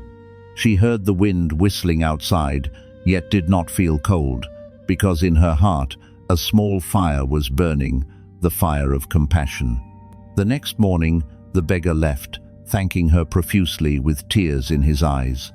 A few months later, Mrs. Sow received a letter from her son, who worked as a laborer in Saigon. It had been a long time since he wrote, reporting that his work was now stable and sending some money for her to repair the house and buy furniture. She held the letter and cried with joy. Everyone in the village said she was very blessed and that heaven loved her, but she only said softly, It's not that heaven loved me, but that human hearts loved back. Mrs. Sow's story sounds simple but contains a deep logic. The Buddha taught that giving is the seed of blessings. When we give, it is never lost. What is lost is the external material, but what is gained is a clear mind and invisible blessings. Many people ask me, I am too poor, what can I give? But giving does not necessarily have to be wealth, a smile, a question of concern, a time of forgiveness, or a prayer. All are forms of giving. In Buddhism, there are three forms of giving: material giving, dharma giving, and the giving of fearlessness. Material giving is sharing wealth, whether little or much. Dharma giving is sharing, understanding, and right teachings, advising people toward goodness. Fearlessness giving is helping people end their fear through compassion and protection. Mrs. Sow, with the simple act of giving her blanket, fulfilled all three: giving material, sowing peace, and dispelling fear in the heart of another. The notable point is that she gave without any thought of being repaid. It is that very lack of demand that makes blessings grow, because if we give to receive, that is an exchange. If we give because of love, that is blessing. A mind without demand is a bright mind. When the mind is pure, compassionate energy spreads, making our lives as light as the early breeze. If you have ever felt heavy and restless in your heart, try giving something away. It could be a little time listening to someone in pain, a meal for a wanderer, or simply helping a small cat across the road. When we give, not only is the other person saved, but we are saved ourselves. Because then, we step out of the selfish ego and see ourselves as one with everything.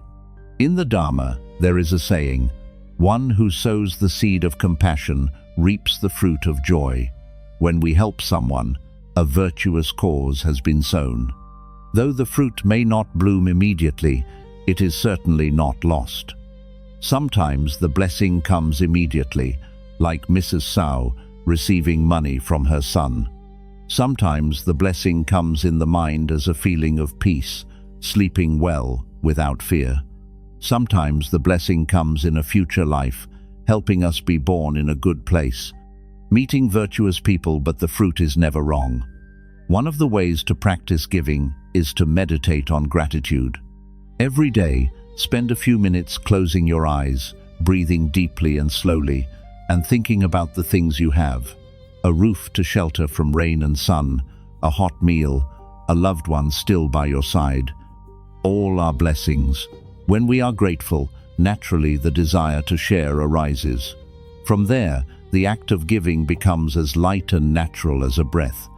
When the heart is grateful, we will see that nothing is truly lacking.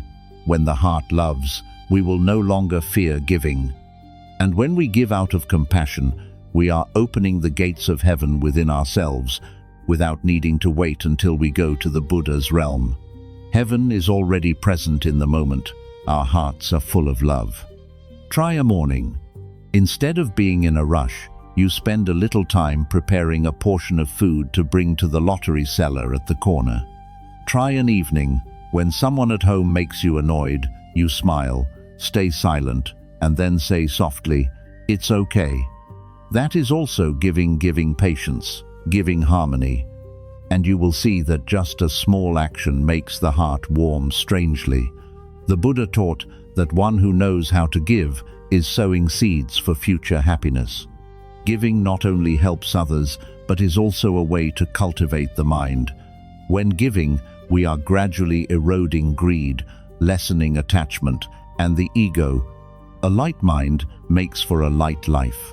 One who knows how to give is taking steady steps on the path of liberation. In each breath, we can contemplate. Breathing in, I know I am sufficient. Breathing out, I send love to everyone. Just like that, compassionate energy will spread, making everything around us gentler. A person who knows how to give will always be loved because they are a source of warm light amidst a cold life.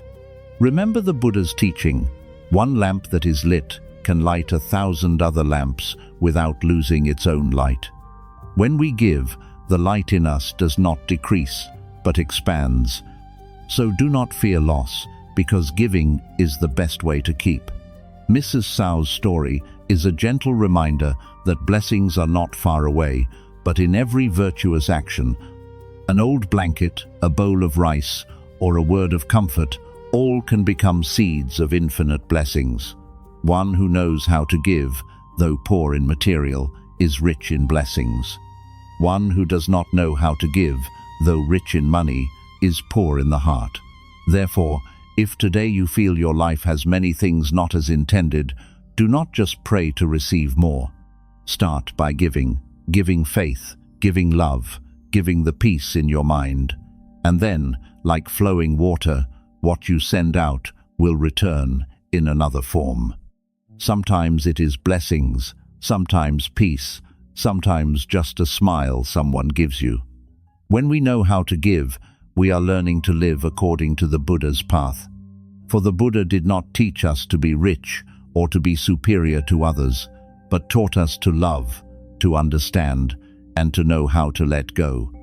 And when our hearts are full of compassion, we will see everything around us becoming good. So, let that teaching be engraved in your heart. Giving without expectation is opening the gates of heaven in the heart. Practice giving every day, even just a little, and then you will see life become light, the mind become peaceful, and blessings will naturally come like flowers blooming in the morning sun. In a life full of competition and disorder, humans always seek peace, but the more we seek, the more we find our minds pulled into tangled things. There are those who live in abundance but still cannot sleep peacefully at night. There are those with fame and profit, but always feel restless, fearful, suspicious, and worried about something nameless. In fact, that unrest does not come from the outside, but largely from wrong actions and thoughts, the small wrong things we do without even realizing. When we do something contrary to conscience or morality, the mind immediately gives rise to thoughts of fear and regret, leading to afflictions. Therefore, the Buddha taught that if you want true peace, you must start by keeping the precepts, because the precepts are the root of purity and the foundation of all blessings and wisdom. The Buddha taught that keeping the precepts is to protect the body and mind, like a person walking in the forest fearing sharp thorns, so they wear shoes to not be hurt. Precepts are not a burden or restrictive rules, but a suit of armor protecting the soul. A person who keeps the precepts is like a person walking on a clean path, knowing where there is mud to avoid, knowing where it is slippery to walk slowly. Those who do not keep the precepts are like those walking in the night with eyes closed, easy to stumble, easy to get lost, and then suffering comes from the very things they caused. A layperson, though not living in a temple, still has 5 fundamental precepts to keep to find peace and increase blessings. First, do not kill. The Buddha taught that all sentient beings fear death and cherish life. Taking oneself as an example, one should not kill nor cause others to kill. When we kill, even a small creature, the mind gives rise to violent thoughts, sowing seeds of sorrow. Conversely, when we pity and save life, merit immediately arises. Some say it's just a fish or an ant, what does it matter? But in the law of karma, nothing is small. An evil thought, though small, still contaminates the mind. A virtuous thought, though small, helps the mind be brighter. One who knows how to keep the precept of not killing is one who knows how to respect life and live in harmony with all species. Second, do not steal. Wealth in this life is cherished by all because it is the effort and sweat of each person. If we take from others, even just a little, we have made ourselves poorer in blessings. The Buddha taught that for those who do not take what is not given, blessings will be like a spring that flows without drying up. Keeping this precept helps us live uprightly, with self-respect, knowing how to be content with what we have. When the mind is content, life will naturally be stable. Third, do not engage in sexual misconduct. This precept is not just about behavior, but about the purity in the mind. Misconduct harms both body and mind, causing families to break apart and people to lose trust. The Buddha taught that one who knows how to maintain pure conduct will have a bright appearance and a light body and mind. When we live faithfully and keep full trust with our partner, we are sowing the seeds of true happiness. Fourth, do not lie. Words can save people and can also kill people. A malicious word can hurt someone for a lifetime. Therefore, the Buddha taught that a person who guards their mouth like guarding a city gate must weigh their words. Speaking truthfully is keeping the precepts. Speaking kind words is sowing blessings. When we speak virtuous words, our minds are at peace, and the listener is also happy. Fifth, do not consume alcohol and intoxicants. This precept helps us maintain mindfulness, because when intoxicated, we easily do wrong, easily indulge, and easily violate other precepts. The ancients said, alcohol is the root of all sins.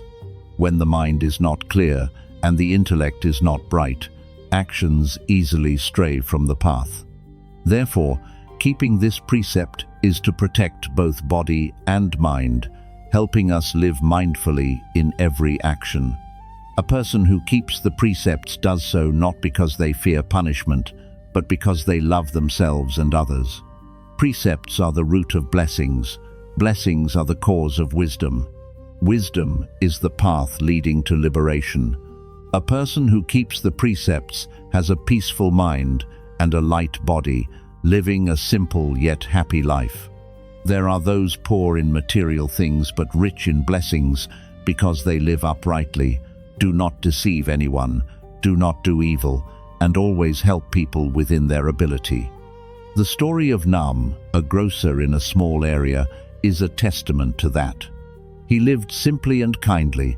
His store was not large, just a small stall at the corner of the market, selling everything from salt and oil to miscellaneous items. People loved him because he was honest and never cheated. Once, an elderly woman who was confused mistakenly gave a large bill while only buying a few small items. He held the money, looked carefully, and called her back to return the change. The woman joined her hands in gratitude repeatedly. Many people in the market saw this and developed respect for him. From then on, whoever bought anything sought out Nam's store, because they believed he would never deceive them.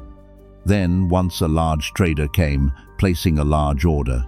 He still kept the correct price without adding or subtracting. The trader was moved and later became a close business partner. His store continued to develop. People said, he has a knack for business. But in fact, that was the blessing from keeping the precepts. Because he did not steal, was not dishonest, and did not lie, His mind was always bright, and his blessings always increased. When the mind is clear, people see the honesty in his eyes and naturally trust him. Keeping the precepts is not a distant thing, but a concrete action in every small deed. When we return the money we found, when we do not speak ill of anyone, when we refuse a temporary pleasure to keep the mind pure, that is cultivating the precepts. One who does not keep the precepts, though wealthy and famous, always has fear and unrest in the mind. Meanwhile, the one who keeps the precepts, though living simply, feels light because they know they harm no one and cheat no one. The Buddha taught that for those who keep the precepts, blessings naturally come like a shadow that does not leave the form. Precepts are the soil, blessings are the tree, wisdom is the flower. Without soil, trees do not grow. Without precepts, blessings do not arise. A person who keeps the precepts is like a person planting a tree in the right season and right soil. With just a little care, the tree will naturally flourish. In today's life, some think keeping the precepts is for practitioners and not necessary for lay people. But in fact, keeping the precepts is cultivating the mind, and everyone needs to cultivate the mind. A person who knows how to tell the truth, loves people, and knows how to avoid evil is a person practicing the way in life. Though not in a temple, not chanting, and not worshipping much, if they keep the mind pure, they are living in the Buddha's Dharma. Someone asked me, "Is keeping the precepts difficult?" I only smiled kindly and said it is difficult when the mind still has greed, anger, and ignorance. It is easy when we know how to love, let go, and be content. Keeping the precepts is not suppression, but liberation. When we do not kill, we liberate ourselves from the karma of killing. When we do not steal, we liberate ourselves from greed. When we do not engage in misconduct, we liberate ourselves from desire. When we do not lie, we liberate ourselves from fear. When we are not intoxicated, we liberate ourselves from delusion. To nurture the precepts, we need to practice mindfulness every day. Whenever we intend to do or say something, we stop and ask our hearts, will this hurt anyone? Will it make me or others lose peace? If the answer is yes, we know it is not the right path. Just like that, the precepts are kept, the mind is at peace, and blessings will gradually grow. Now, I invite you to practice 1 minute of mindfulness. Sit quietly, relax your shoulders, relax your face, breathe in deeply, feel the cool air entering your chest, breathe out, and smile lightly. Feel the peace. Breathing in, we know we are still alive and have the opportunity to do good deeds. Breathing out, we vow to keep the precepts from now on, live uprightly, harm no one, do not deceive, and do not be greedy. Just 1 minute of mindfulness like that, and we have sown a virtuous seed in the mind. Keeping the precepts is not something only done at the temple or in ceremonies, but in every moment of life. When going to the market, when talking, when eating, when facing others, we can all keep the precepts. Precepts do not lie in form, but in intention. For one with the intention to keep the precepts, everywhere is a temple, and everything done is cultivation. Finally, remember the Buddha's teaching. Keeping the precepts is to protect oneself from suffering.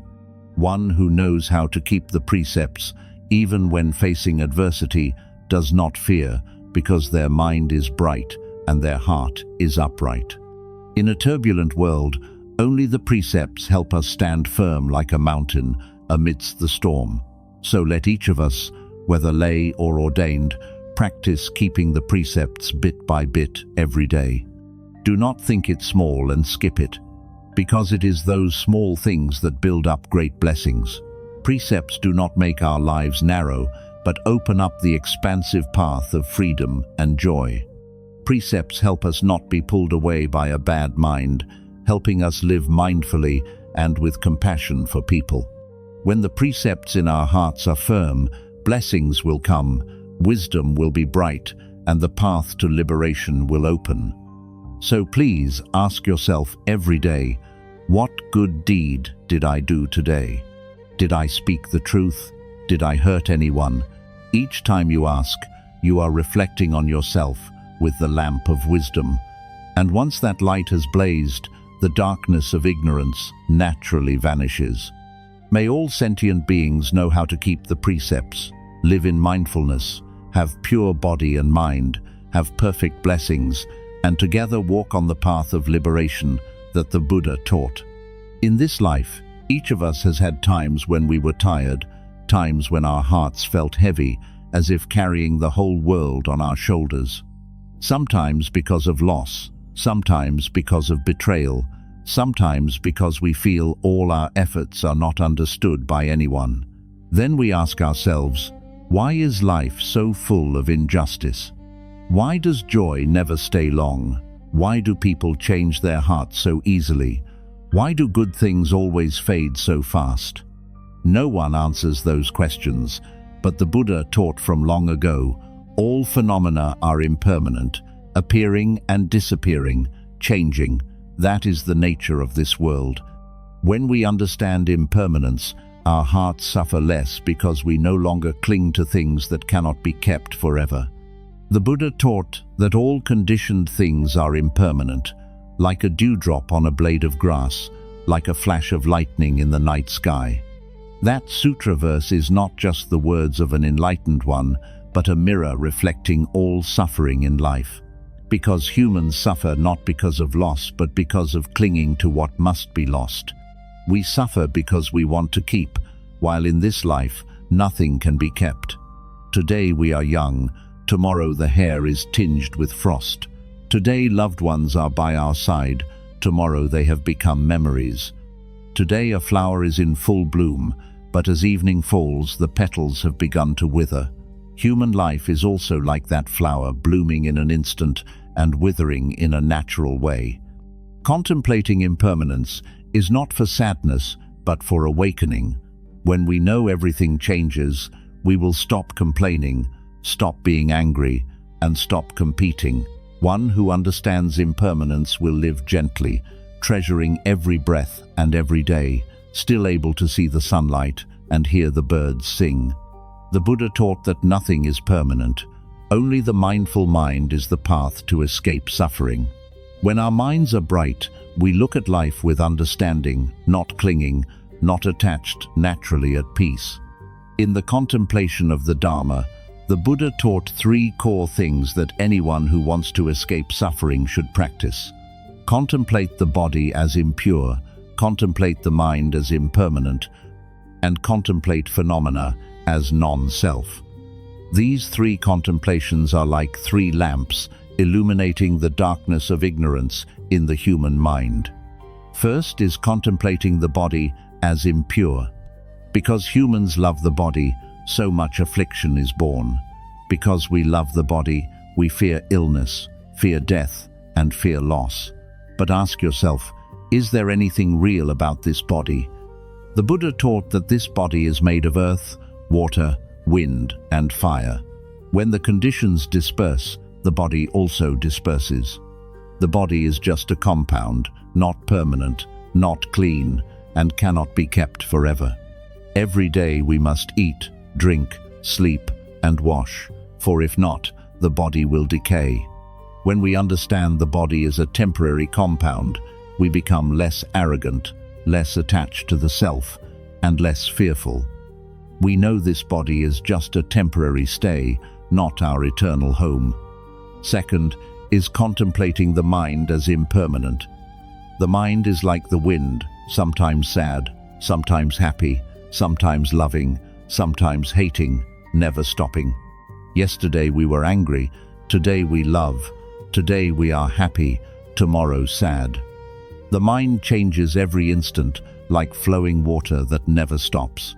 Because we do not see that clearly, we are swept away by emotions and then suffer and regret.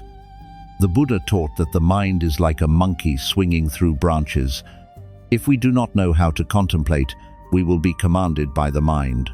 But when we see clearly that the mind is impermanent, we no longer fear emotions. We see sadness come and go like clouds flying across the sky. We see anger come and go like waves hitting the shore and then vanishing. When we know how to watch the mind will naturally settle. Third is contemplating phenomena as non-self. Phenomena here are every occurrence, every object, and every person in life. Nothing exists independently. All rely on each other to arise, gathering due to conditions. Like a flower must have soil, water, sun, and someone to care for it. If one of those is missing, the flower cannot bloom. Therefore, the Buddha taught there is no separate I. There are only temporary gatherings of conditions. When understanding non-self, we no longer cling to the ego, no longer compete, and no longer give rise to pride. One who can live like that, the mind is naturally expansive and the heart is naturally tolerant. Han's story is a simple but profound example of the contemplation of impermanence. Han was a kind woman living in a small rural area. She loved planting flowers, especially the night-blooming cereus. Every morning she woke up very early to admire the flowers blooming, brilliant and fragrant.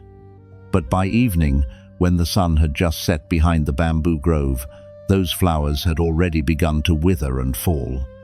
Initially, Han was very sad. She felt regret and pity for the flowers she had cared for every day, that only bloomed for one morning and then withered. One day, while watching the falling flowers, she suddenly stopped, looking deep at a petal still on her hand. She thought, if flowers are impermanent, then what about human life? She suddenly understood. Flowers bloom and then wither, just as humans are born and then die. Gatherings and partings cannot be kept forever. From that day on, she was no longer sad when flowers withered. She smiled, knowing that the flower had fulfilled its duty, blooming with all its heart for the world, even for just one day, just as humans, as long as they live with all their heart and love fully. Then even if life is short, it is immensely precious. Since understanding impermanence, Han became gentler, less hot-tempered, and less competitive. When someone accidentally said something unkind, she wasn't angry. She just smiled, thinking that anger will pass and sadness will end.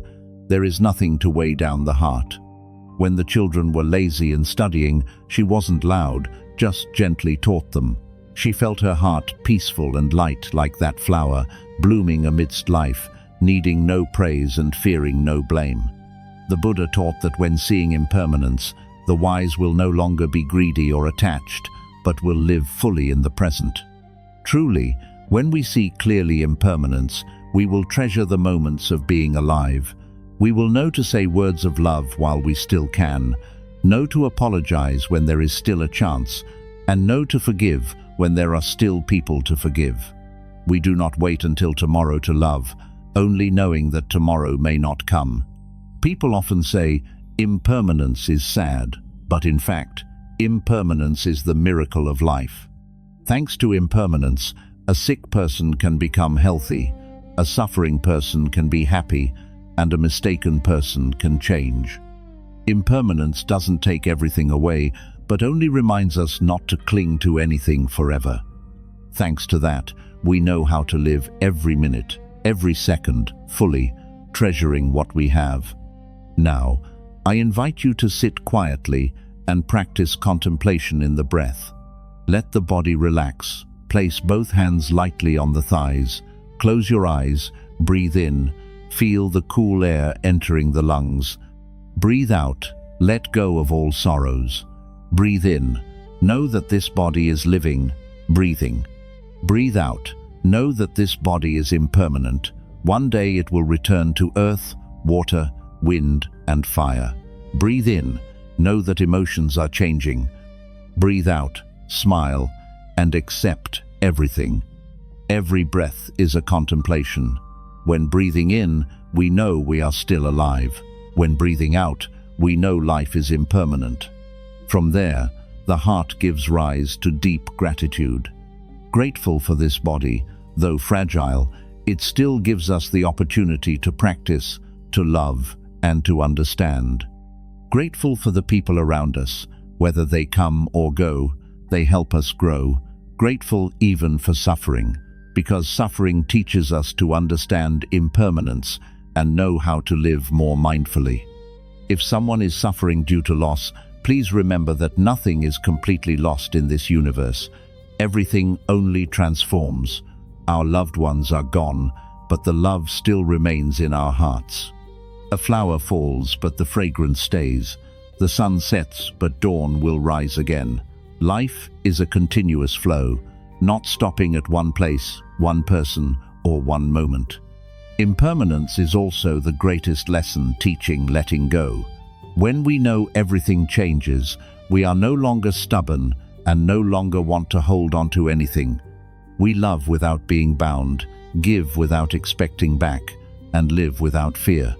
Only then are we truly free. The Buddha taught that letting go is not losing but seeing clearly. There is nothing to lose. One who understands that, even living amidst a turbulent life, still keeps a serene smile.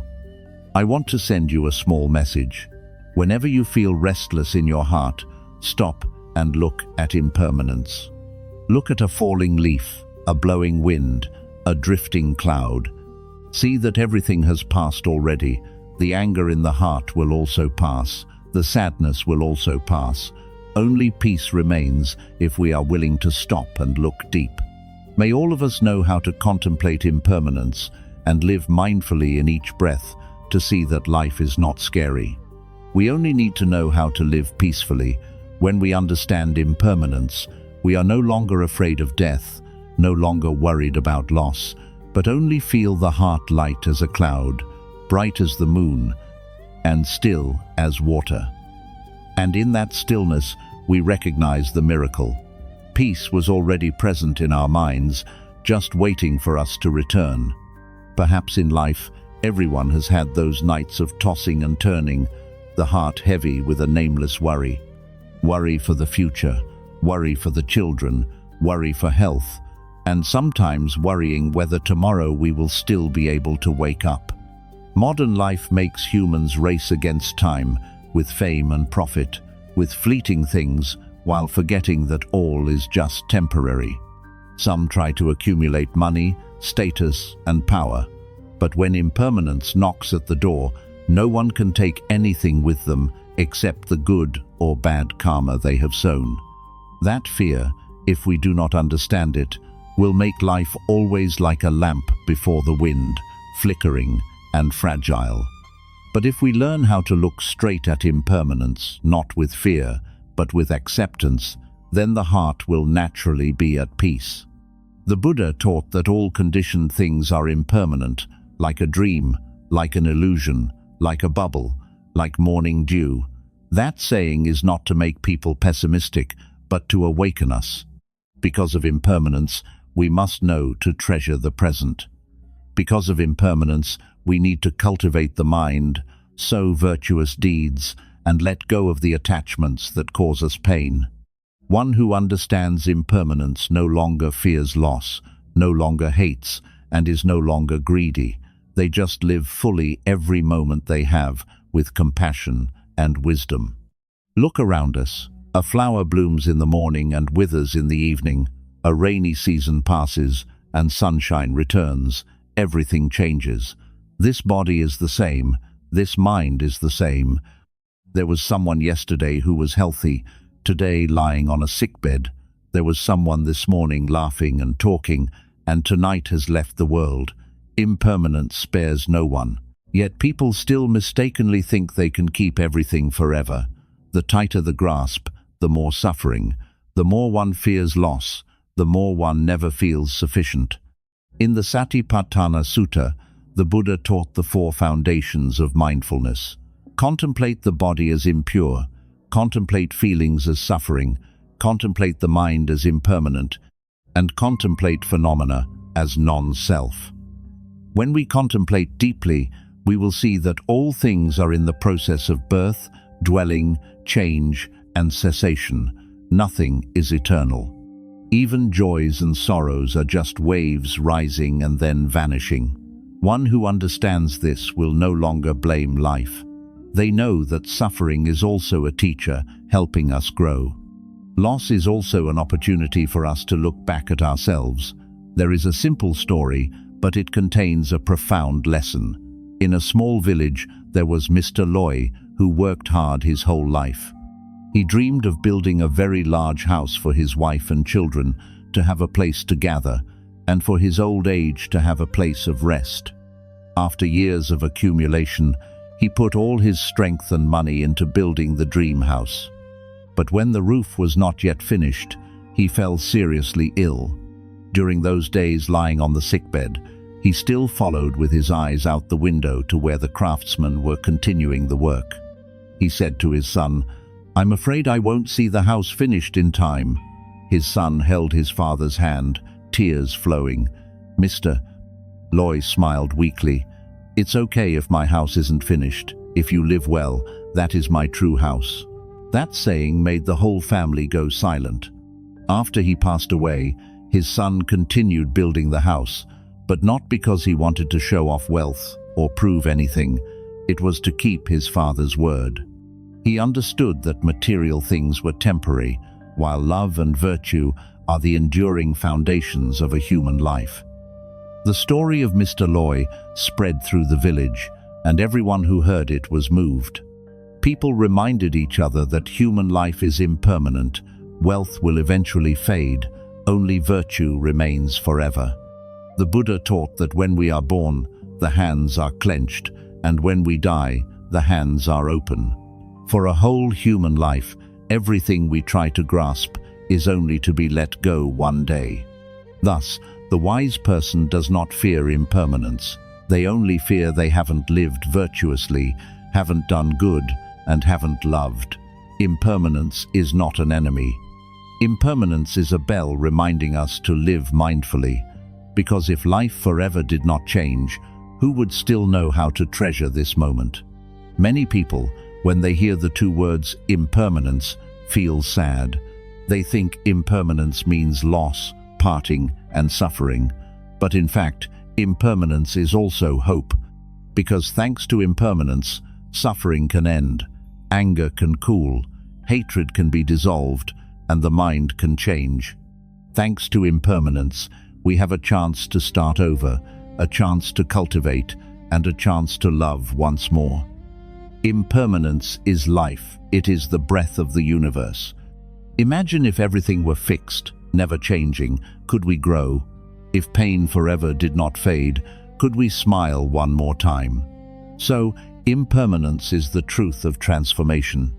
Whoever understands impermanence lives light as a cloud, leisurely as the wind. They no longer try to control life, but learn how to harmonize with life. One day, a disciple asked the Buddha, "World-honored one, I fear death. I don't know how to face it." The Buddha looked at him, smiled kindly, and said, "Humans fear death because they have never truly lived. If you live fully every moment, then death is no longer scary.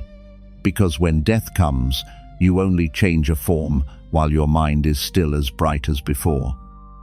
Hearing this, the disciple shed tears. He understood that the important thing was not how long one lives, but how mindfully one lives. In daily life, how many times have we lost joy just by trying to cling to things that aren't enduring? A word makes us angry for a month. A loss makes us suffer for many years. But if we know how to stop and look deep into the nature of everything, we will see that nothing is truly lost. All is temporary, changing form and shape. The one who loves us today may leave, but love, if sincere, remains. Money can run out, but the blessings from a virtuous heart will stay. This body can decay, but the bright mind will continue the journey through countless lifetimes. Every morning when waking up, we should silently thank because we can still breathe, still see loved ones, and still hear the birds sing.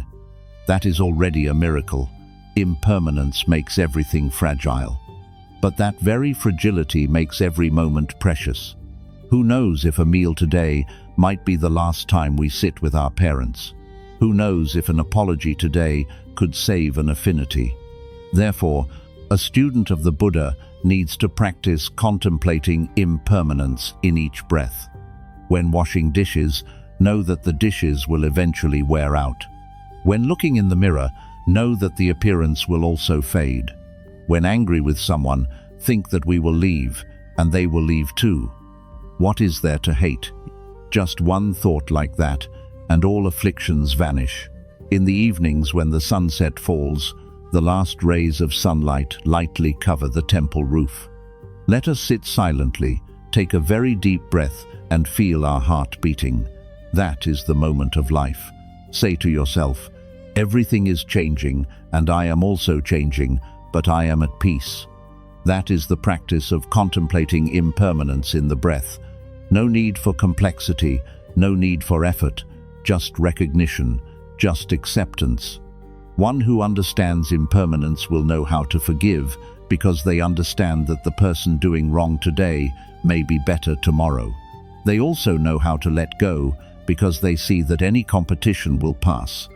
They know how to love because they realize the opportunity to love each other is immensely short. Every handshake, every smile, every thank you becomes a practice. Impermanence does not take happiness from us, but gives us the wisdom to treasure happiness. When we are no longer afraid of loss, we are truly free. When we no longer demand everything to be forever, we are truly at peace. Remember the Buddha's teaching, human life is within a breath. If one breathes out and cannot breathe in again, a life is ended. Then, what are we waiting for to not live well, not love, and not forgive? Now, if you are hearing these words, sit still, relax your shoulders, close your eyes, and feel the breath in and out at the nose. Let the mind dwell in the present. Breathing in, know you are still alive. Breathing out, smile to yourself. Breathing in, feel this body is impermanent. Breathing out, let go of all fear. Just a few minutes, you will feel your heart lighter and mind more peaceful. That is the practice of contemplating impermanence. Finally, let us remember that life is like a bus ride. Each person is a passenger. No one knows when they have to get off. Some get off early, some go longer, but eventually everyone leaves. The only thing we can do is go on that bus with a good heart, a virtuous mind, and a peaceful smile. The Buddha taught that whoever understands impermanence will no longer fear, because they know that death is not the end but only a transformation. They know that loss is not loss but the opening of a new way. They know that pain is not suffering but a lesson that helps the mind be brighter. Therefore, live a life of letting go, of gratitude, and of love. When understanding impermanence, we are no longer made to suffer by impermanence. When understanding death, we truly know how to live. When understanding that only virtue remains, we will devote ourselves to letting go and accumulating virtuous blessings every day. If one day impermanence arrives, we smile, join our hands and say, I have lived a full human life. And that is liberation, that is peace, that is the deep happiness that the Buddha's teachings have given us. In this life, there are times when we feel too tired, not because the work is too heavy, but because human hearts are too complex. Sometimes we live well but are still misunderstood. Sometimes we do good but are still criticized. Sometimes we just want peace, but storms still find us. Then we ask ourselves, why are human hearts so hard to predict? Why does a virtuous mind cause us to be hurt? And amidst all that bustle, we gradually lose ourselves. The Buddha taught that life is impermanent, and so are human hearts. Whatever others do is their business. Keeping our own mind virtuous is enough. That teaching seems simple, but it is a deep practice. Because humans usually suffer, not because of what others do, but because we keep thinking about it, keep calculating, and keep being resentful. When we learn how not to let the actions of others disturb our minds, we truly have freedom. Someone asked, "If everyone just ignored things and didn't care, wouldn't life be unfair?" The Buddha taught not to ignore things in indifference, but to let go in wisdom. This means we still live virtuously, still love, still do our best, but are not bound by the reactions of others. Because whether others praise or blame, that is their karma, not ours. If we live correctly, according to the way, and do nothing wrong, then even if we are misunderstood by the world, heaven and earth will naturally bear witness. There is a small story about Mai, a worker in an eatery. She was kind and honest, arriving early every day to clean and cook, always smiling at everyone. But there was a jealous colleague who often spoke ill of her, making up stories that she stole things from the shop. Initially, Mai was very sad. She cried and wanted to quit. But then one day, she happened to hear a radio in the kitchen. A monk was teaching, "One who speaks ill of us is carrying karma. If we are angry with them, we take the suffering upon ourselves. If we love them, we are dissolving karma for ourselves." That saying was like light illuminating her heart. From then on, she was no longer sad. Every time she was criticized, she just smiled. Every time she heard someone speaking ill, she silently recited, "Namo Amitabha Buddha." Over time, the person speaking ill of her felt ashamed and stopped on her own. One day that colleague fell seriously ill, and no one cared. Only Mai brought her porridge. She burst into tears, held her hand, and apologized. Mai only said, "It's okay. I know you were also suffering in your heart." That saying moved the other person, and the whole shop looked at her with respect. The lesson here is clear. Whatever others do is their business. What matters is our own heart. If we keep chasing the rights and wrongs of the world, our minds will be tired for a lifetime. But if we return to keep the mind at peace, then no matter how strong the wind out there, the heart is still like a calm autumn lake. The Buddha taught that when the mind is at peace, everything is at peace. That peace does not come from the outside, but from within us. Therefore, a practitioner is not afraid of storms, only afraid the mind is not yet clear. When the mind is still fluctuating, the words of others are like a wind blowing us away. When the mind is firm, all praise and blame are like clouds passing across the sky, leaving no trace. Many people suffer a whole life because of the word competition. They want to prove they are right and the other is wrong. They want others to understand and recognize them, but the more they want to prove, the more they lose peace. Some, in a moment of anger, say things that make them regret for a lifetime. Some, because of wanting to compete, create speech karma and then bring suffering upon themselves. The Buddha taught that defeating 1,000 men in battle is not equal to defeating oneself. Defeating oneself here is defeating the mind of anger, ignorance, and attachment. When we are not controlled by those emotions, we have taken a grand step on the path of liberation. There is another story that a Zen master was meditating in the forest. A passerby, seeing him sitting still, scolded him, "You are a lazy man, only knowing how to sit there without doing anything for the world." The Zen master remained silent.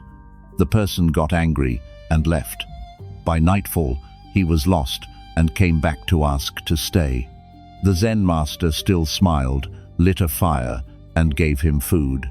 He asked shamefully, "I insulted you. Why are you still good to me?" He replied, "You threw the fire of anger at me. I did not receive it, so it returned to you. As for me, I only keep a bright lamp in my heart."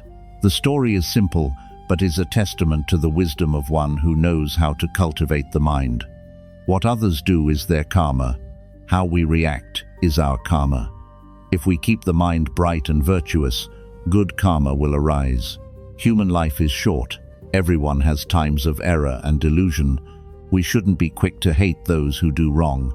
Perhaps in this life they are deluded, but in the next life they will be bright. As for us, if we hold on to anger and resentment, we bring suffering upon ourselves. Letting go is a blessing, and forgiving is liberation. Whenever you feel the mind is not at peace because someone hurt you, sit quietly, take a very deep breath, breathe out gently, and silently recite, Namo Amitabha Buddha. At that moment, the breath brings you back to the present, and the Buddha's name softens the heart. Let the mind settle like water. Then you will see that everything that once made you sad is no longer important. In the morning when the sun rises and gentle light shines through the window, smile and tell yourself, today I only do good deeds, speak good words, and think good thoughts. That is the simplest way of cultivation, yet immensely effective. Because when our minds are virtuous, everything around us will also be virtuous. When we smile, life smiles back at us. Life does not lack those who want to challenge us with words and actions. But remember, no one can make us suffer unless we allow them to do so. If we feel hurt, it is because we are clinging to the ego. Whereas, if we look at everything with an equal mind, we see everyone is pitiable, everyone is on the journey of learning the way. The Buddha taught that those who say we are wrong do not make us wrong, and those who praise us as right do not make us right. Only our minds know clearly what we are doing. So do not let the words of others shake your heart. Keep walking on the path of goodness. Even if someone misunderstands, it's okay. Virtuous karma will follow us like a shadow. Finally, practice a small method. Every night before sleep, sit quietly for a few minutes, breathe lightly, and ask yourself, did I make anyone sad today? Was I angry with anyone today? If so, send them a good thought and an apology in the mind. If not, be grateful because today you lived in peace. Then recite a line of Namo Amitabha Buddha and smile. Then you will feel the mind light as a cloud. Life is like that. Whatever others do is their business. It's enough that our hearts are at peace. No need to prove, no need to argue, no need to compete. Just living correctly with the way, doing good, keeping a heart of compassion, and reciting the Buddha's name is enough for a meaningful lifetime. When understanding this, we will stop being angry, stop suffering, and stop being afflicted. Because we know that all things on earth are like clouds passing across the sky, only the pure mind remains. Let the Buddha's teachings soak into every breath and every step. Every day just one recitation of the Buddha's name, and our minds will be like an autumn lake, quiet and clear. Then, no matter how many storms are out there, we are still at peace amidst the current of life. The temple bell rings in the quiet night. The bell seems to remind us that all suffering will pass, all injustices will fade, and only the light of compassion in the heart never goes out. And now, if you are hearing these words, take a very deep breath and breathe out gently so that all afflictions vanish with the breath. Tell your heart, whatever others do is their business. It's enough that my heart is at peace. Listening to the Dharma, acting virtuously, letting go, and one recitation of the Buddha's name every day, that is the path leading us to peace, liberation, and true happiness.